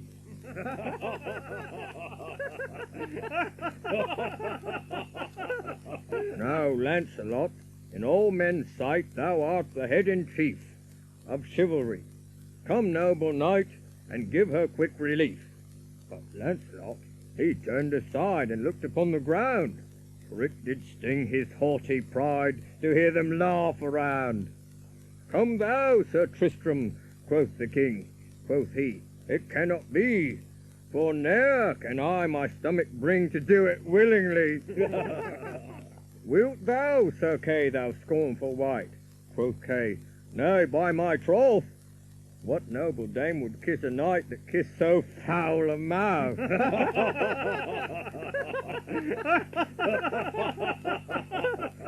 Wilt thou go, Wayne?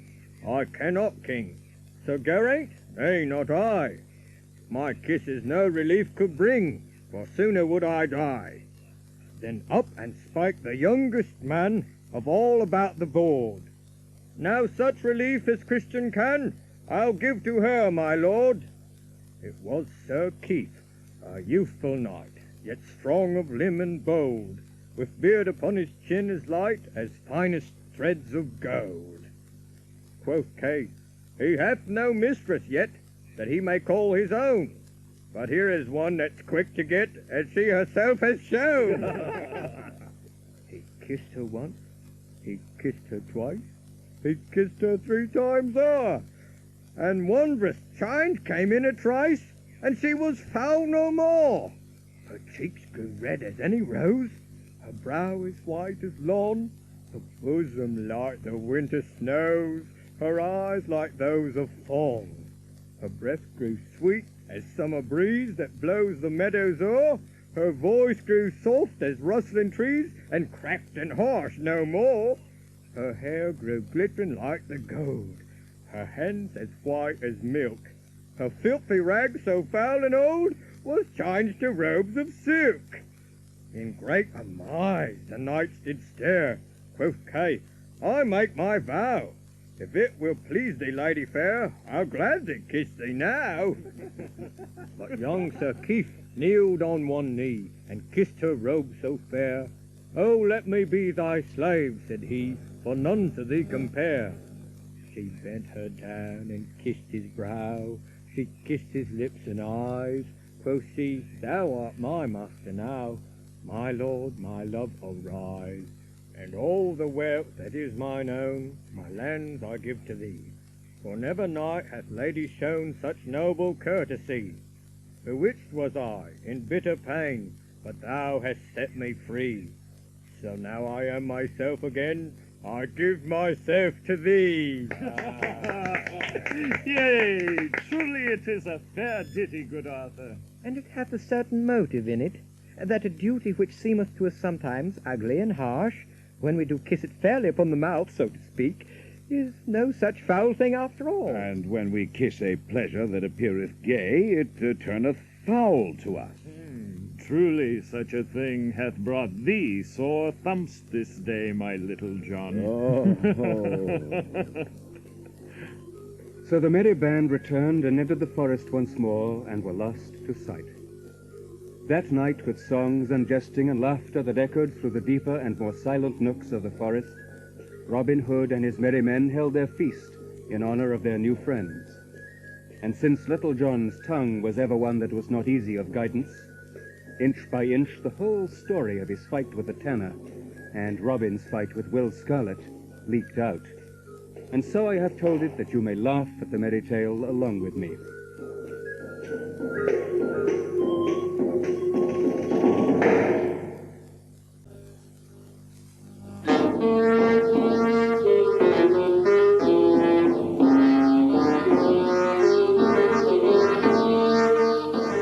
Now about this time, Allan a Dale joined the merry band in Sherwood Forest.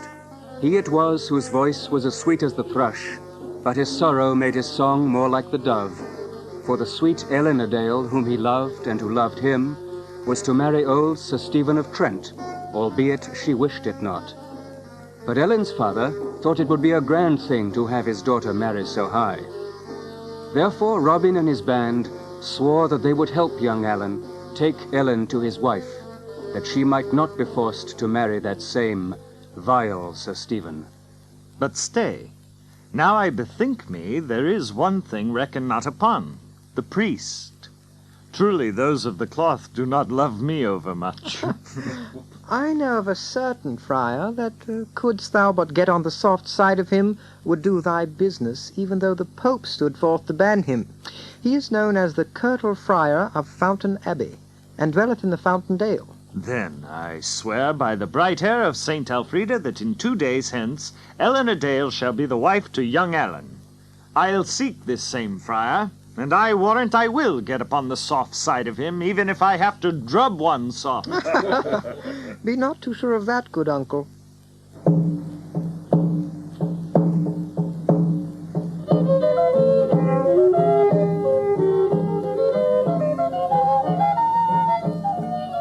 Early next morning, Robin Hood and 4 of his stout yeomen, Little John, Will Scarlet, David of Doncaster, and Arthur a Bland, set forth to seek the Friar of Fountain Abbey. Mile after mile they strode along, now across a brawling stream, now along a sunlit road, now down some sweet forest path, over which the trees met in green and rustling canopy, and at the end of which a herd of startled deer dashed away with rattle of leaves and crackle of branches. Finally, Will Scarlet, who had been taking the lead, for he knew whither to go, stopped beside a sweet, bright river. Now, good uncle, just beyond yon bend ahead of us is a shallow ford which is not deeper than thy mid-thigh, and upon the other side is a certain little hermitage hidden amidst the bosky tangle of thickets, wherein dwelleth the friar whom we seek. Had I thought that I should have had to wade water, even were it so crystal a stream as this, I had donned other clothes than I have upon me. But no matter now. Bide ye here, lads, and if ye hear me sound upon my bugle horn, come quickly. So saying, Robin turned and left them, striding onward alone. Soon he stopped suddenly, for he thought that he heard voices, and yet the 2 voices were wondrously alike. Quietly he came to the river bank, and laying him down upon the grass, peered over the edge and down below. All around grew a mass of feathery ferns, such as hide and nestle in cool places, and up to Robin's nostrils came the tender odor of the wild thyme that loves the moist verges of running streams. There, with his broad back against the rugged trunk of the willow tree, and half hidden by the soft ferns around him, sat a stout, brawny fellow, eating, but no other man was there. His head was as round as a ball and covered with a mat of close-clipped, curly black hair that grew low down on his forehead. But his crown was shorn as smooth as the palm of one's hand, which, together with his loose robe, cowl, and string of beads, showed that which his looks never would have done, that he was a friar. When he was done with his eating, the friar wiped his greasy hands upon the ferns and wild thyme, took up his flask, and began talking to himself as though he were another man, and answering himself as though he was somebody else. Dear lad, thou art the sweetest fellow in all the world. And I do love thee as thou lovest me. Nay, then, wilt thou not take a drink of good Malmsey? After thee, lad, after thee. Nay, I beseech thee, sweeten the draught with thy lips. If thou wilt force it on me so, I must needs do thy bidding, yet with the more pleasure do I so as I drink to thy very great health. And now, sweet lad, 'tis thy turn next. I take it, sweet Chuck, and here's wishing thee as much good as thou wishedst me. What spy have we here? Come forth, thou limb of evil, and I will carve thee into as fine a pudding meat as e'er a wife in Yorkshire cooked of a Sunday. Nay, put up thy pinking iron, friend. I tell thee, my throat is as parched as a barley stubble in October. Hast thou happily any Malmsley left in that stout pottle? Oh, truly thou dost ask thyself freely where thou art not bidden. Yet I trust I am too good a Christian to refuse any man drink that is athirst.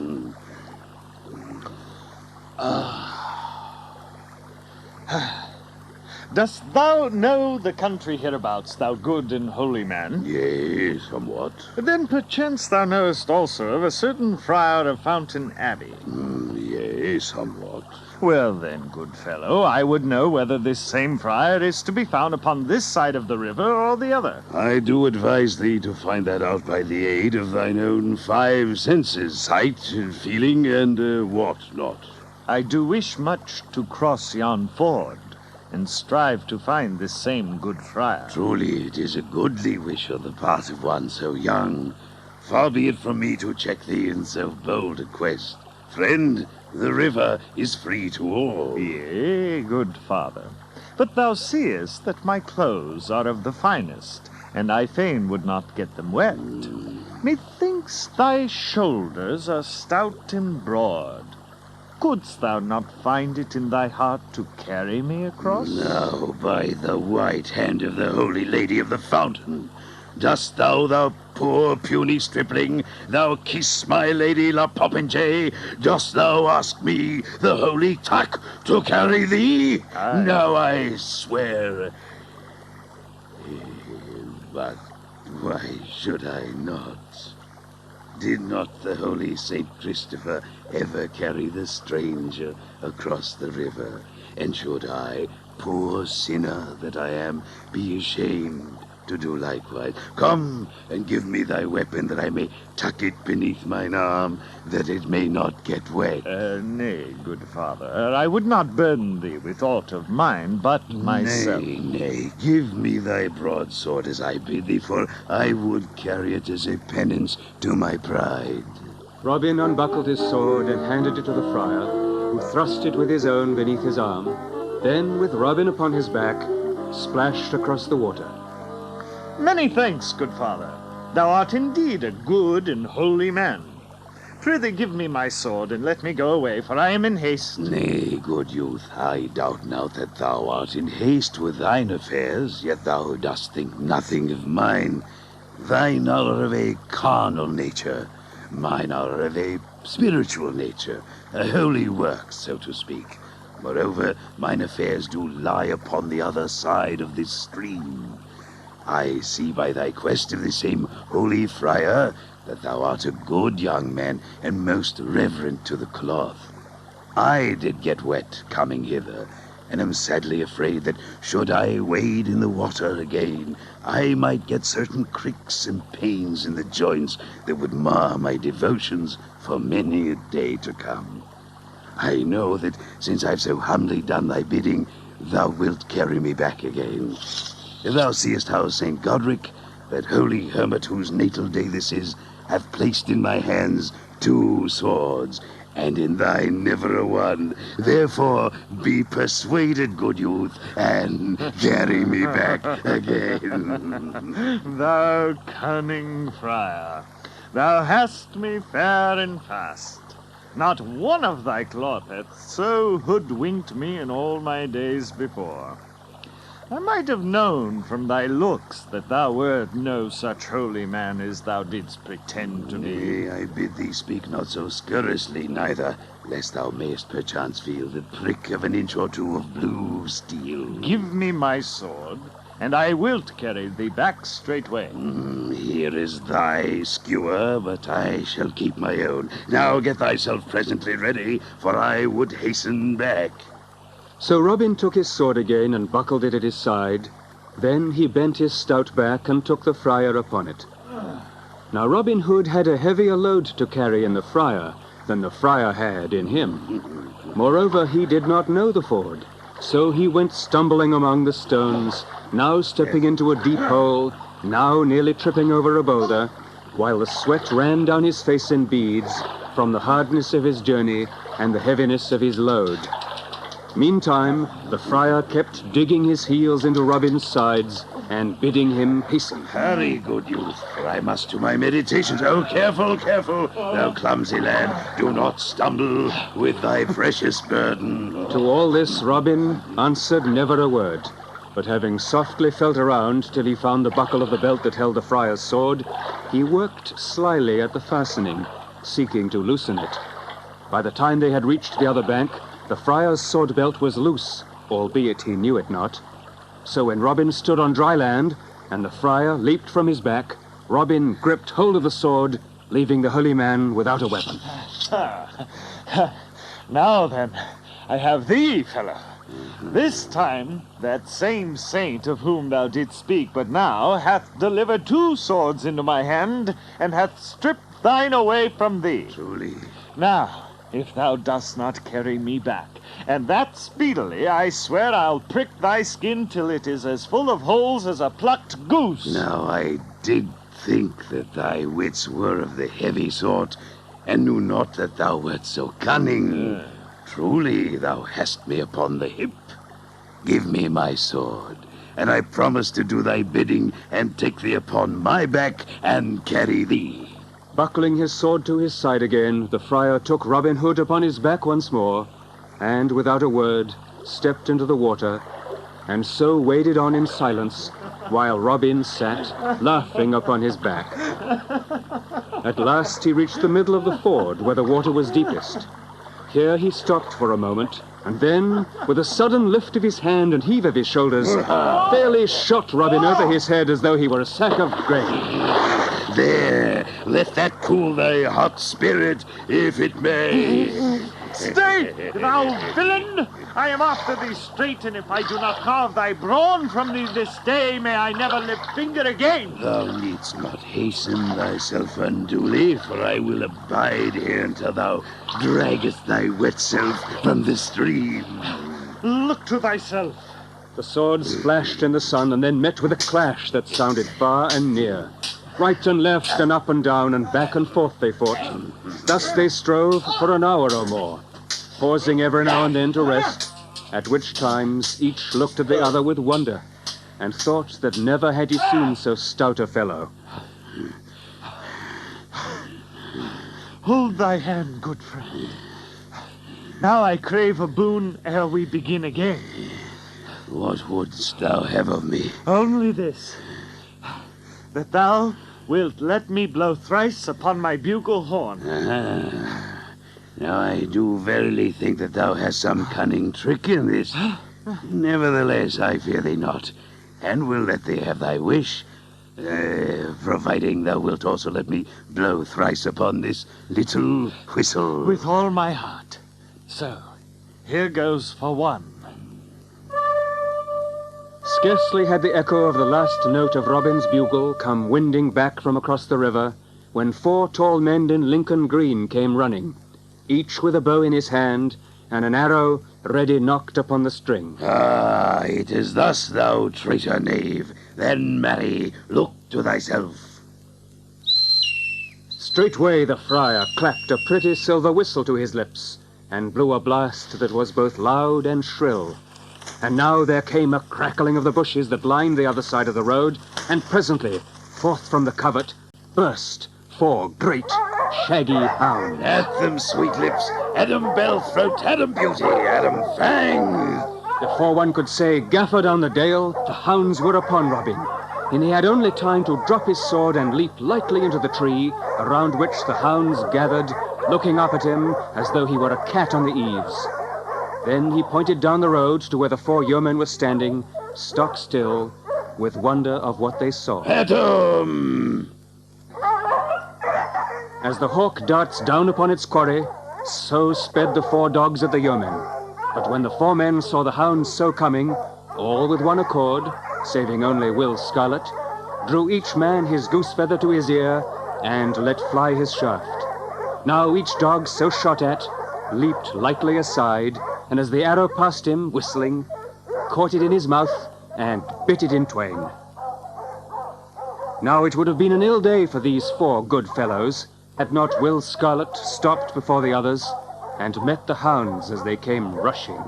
Why, how now, Fangs? Down, Beauty, down, Bellthroat. At the sound of his voice, each dog shrank back quickly, and then straightway came to him and licked his hands and fawned upon him, as is the wont of dogs that meet one they know. Why, what means this?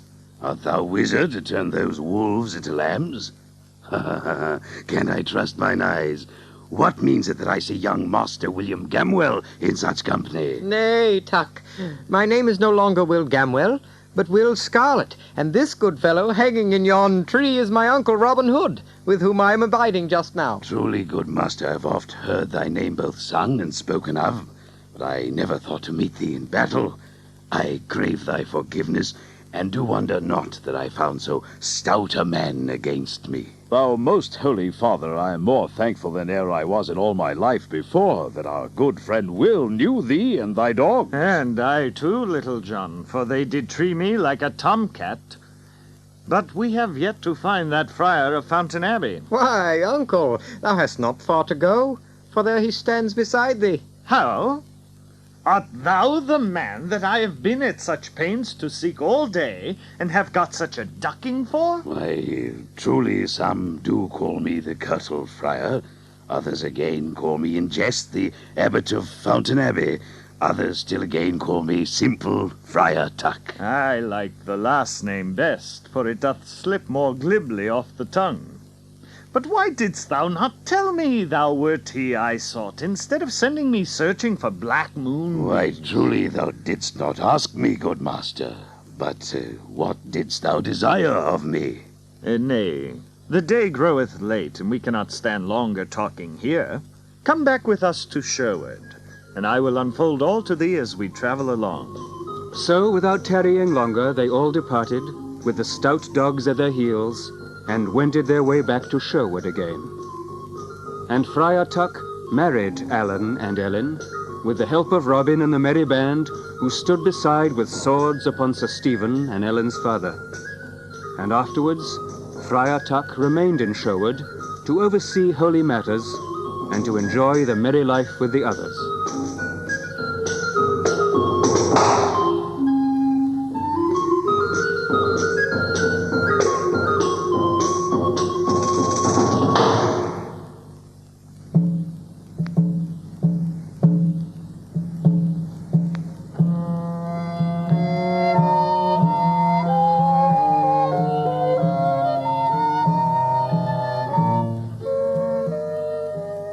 So passed the gentle springtime away in budding beauty, its silver showers and sunshine, its green meadows and its flowers. So likewise passed the summer, with its yellow sunlight, its quivering heat and deep bosky foliage, its long twilights and its mellow nights, through which the frogs croaked and fairy folk were said to be out on the hillsides. And so passed the fall, when the stubble lay all crisp and naked to the sky, and the green leaves turned russet and brown. And so also passed the winter time, when the north wind piles the snow in drifts around the gables, and the fire crackles warm upon the hearth. So passed the seasons then, so they pass now, and so they will pass in time to come, while we come and go like leaves of a tree that fall and are soon forgotten. And after many years, King Henry died, and King Richard of the Lion's Heart came to the throne. And Robin and his merry band loved the new king, and swore they would pour out their blood like water for him. And the king, hearing of Robin and his men, sought them out and enlisted them in his service. Good Robin, hereby I give thee and all thy band free pardon.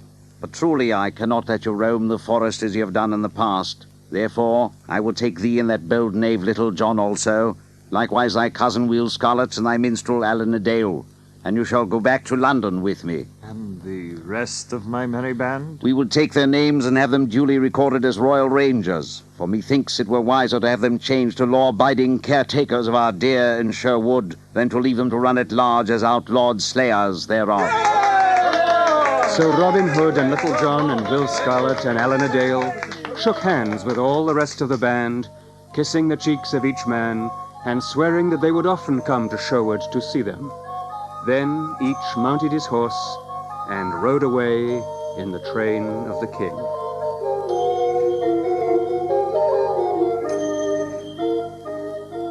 Thus end the merry adventures of Robin Hood, for, in spite of his promise, it was many a year ere he saw Sherwood again. After a year or two at court, Little John came back to Nottinghamshire, where he achieved great fame as the champion of all England with the quarterstaff. Will Scarlet, too, returned to his home. Robin, through his great fame as an archer, became a favorite with the king, so that he speedily rose in rank to be the chief of all the yeomen and was made the Earl of Huntingdon. After many years, King Richard died upon the battlefield, and Robin's mind turned again with great longing to his forest life.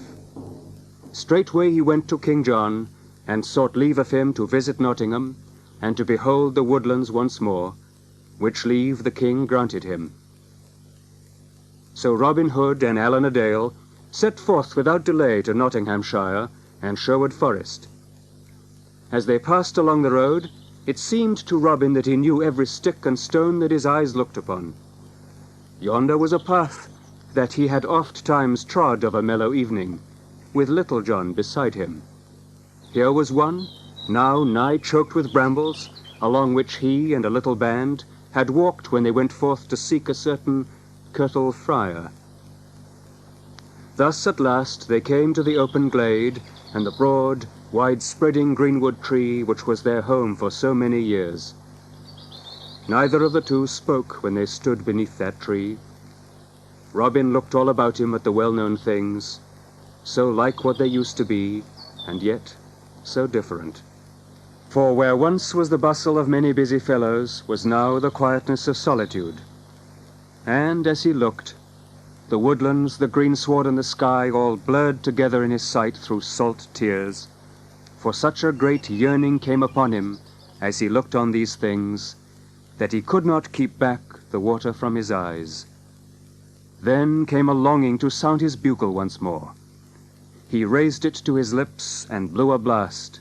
The sweet, clear notes went winding down the forest paths, coming back again from the more distant, bosky shades, in faint echoes of sound, until it faded away and was lost.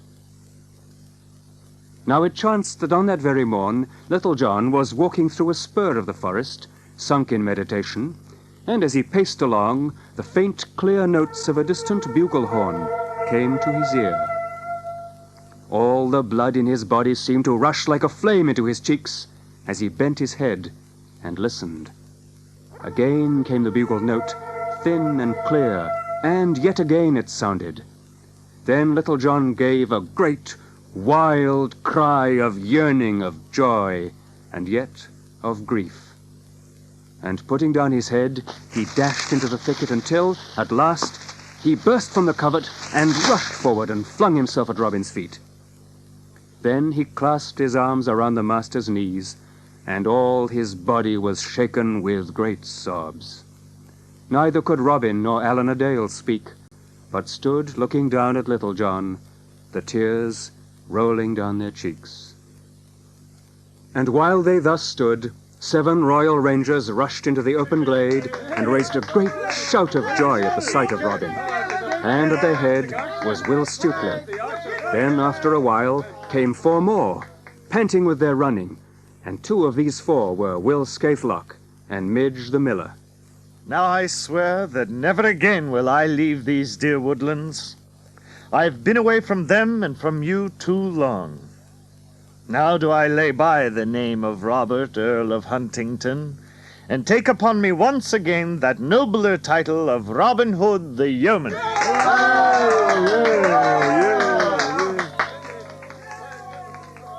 The news that Robin Hood had come back again to dwell in Sherwood as of old spread like wildfire all over the countryside, so that ere a week had passed, nearly all of his old yeomen had gathered about him again. But when the news reached the ears of the new king, he swore both loud and deep that he would not rest until he had Robin Hood in his power, dead or alive. But the king's men and the worshipful sheriff searched up and down, yet found him not, for Robin wished to be peaceful, and not fight against the king or his men.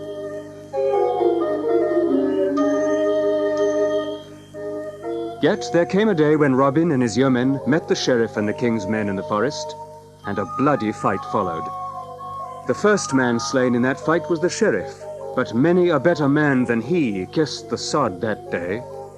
Finally the king's men withdrew, but scores of good fellows were left behind, stretched out all stiff beneath the sweet green boughs. Though we have beaten off our enemies in fair fight, all this death lay heavily upon our Master Robin's mind. Aye, Little John, and he hath brooded over it until a fever hath seized upon him. Look yonder, noble Will, he beckons to us. It is the morning of the 4th day, and methinks I cannot shake this fever from me. Therefore, Little John, I would go to my cousin, the prioress of the nunnery near Kirklees. Nay, good Robin, that lies in Yorkshire. Nevertheless, she is a skilful leech, and I would have her open a vein in my arm and take a little blood for the bettering of my health. Make ready, Little John, for I will need thy aid in journeying.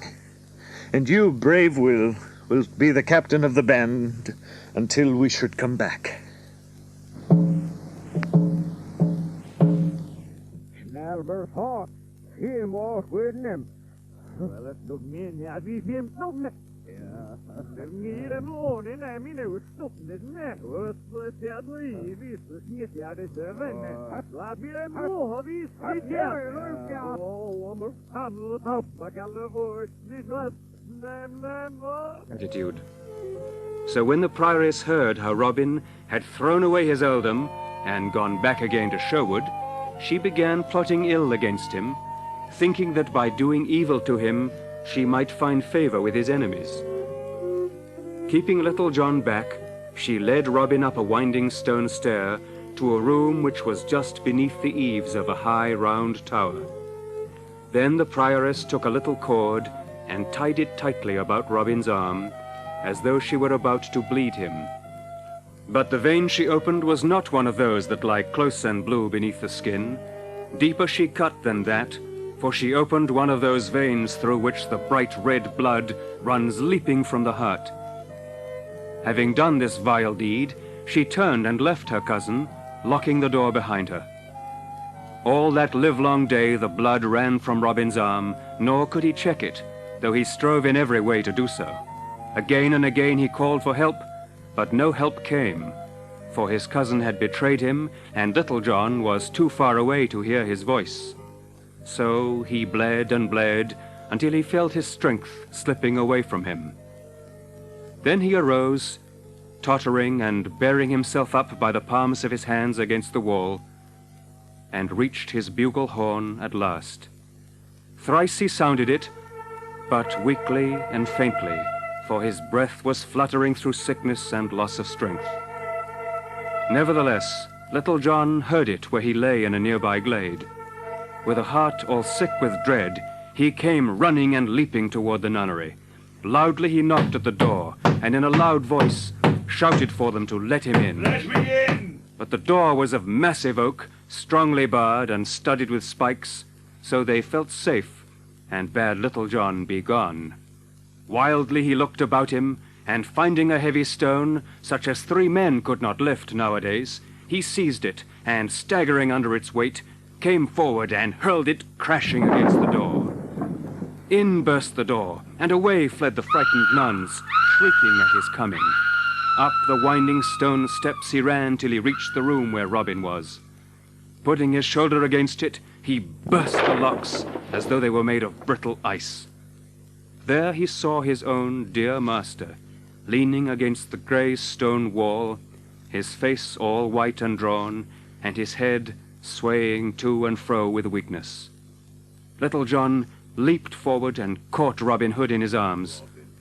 Up he lifted him as a mother lifts her child, and carrying him to the bed, laid him tenderly thereon.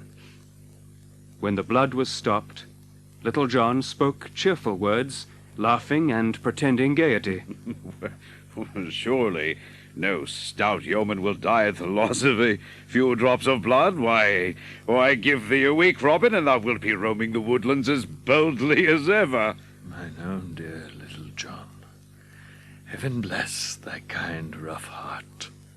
But, dear friend, we will never roam the woodlands together. Aye, but we will. I say again, out upon it. Who dares say that any more harm shall come upon thee? Am I not by? Let me see who dares touch.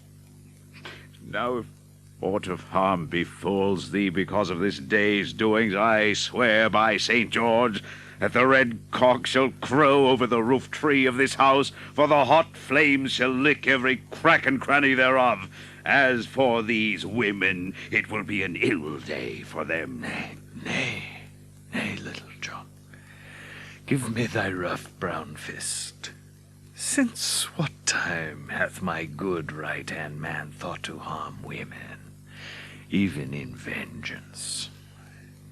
Then a silence fell, and Little John sat with Robin Hood's hand in his, gazing out of the open windows, ever and anon swallowing a great lump that came in his throat. Meantime, the sun dropped slowly to the west, till all the sky was ablaze with red glory.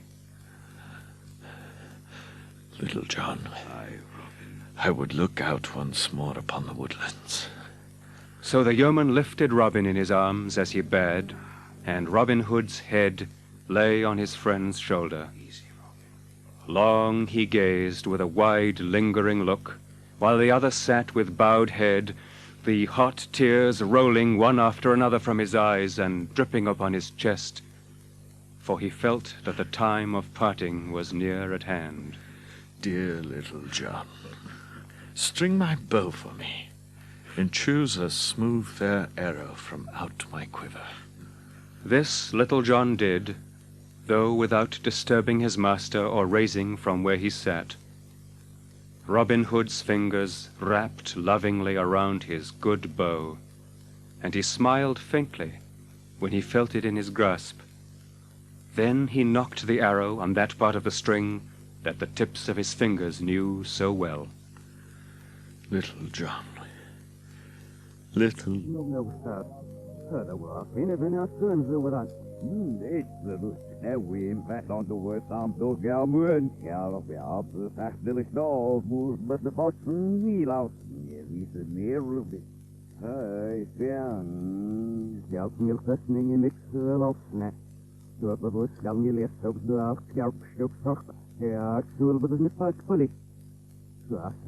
My weary bones be not disturbed.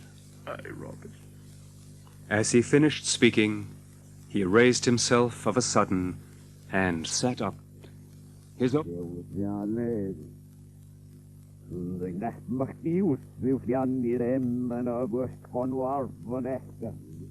As the shaft flew, his hand sank slowly with the bow till it lay across his knees, and his body likewise sank back again into Little John's loving arms. But something had sped from that body, even as the winged arrow sped from the bow. For some minutes, Little John sat motionless, but presently he laid that which he held gently down. Then, folding the hands upon the breast and covering up the face, he turned upon his heel and left the room without a word or a sound. Upon the steep stairway he met the prioress and some of the chief among the sisters.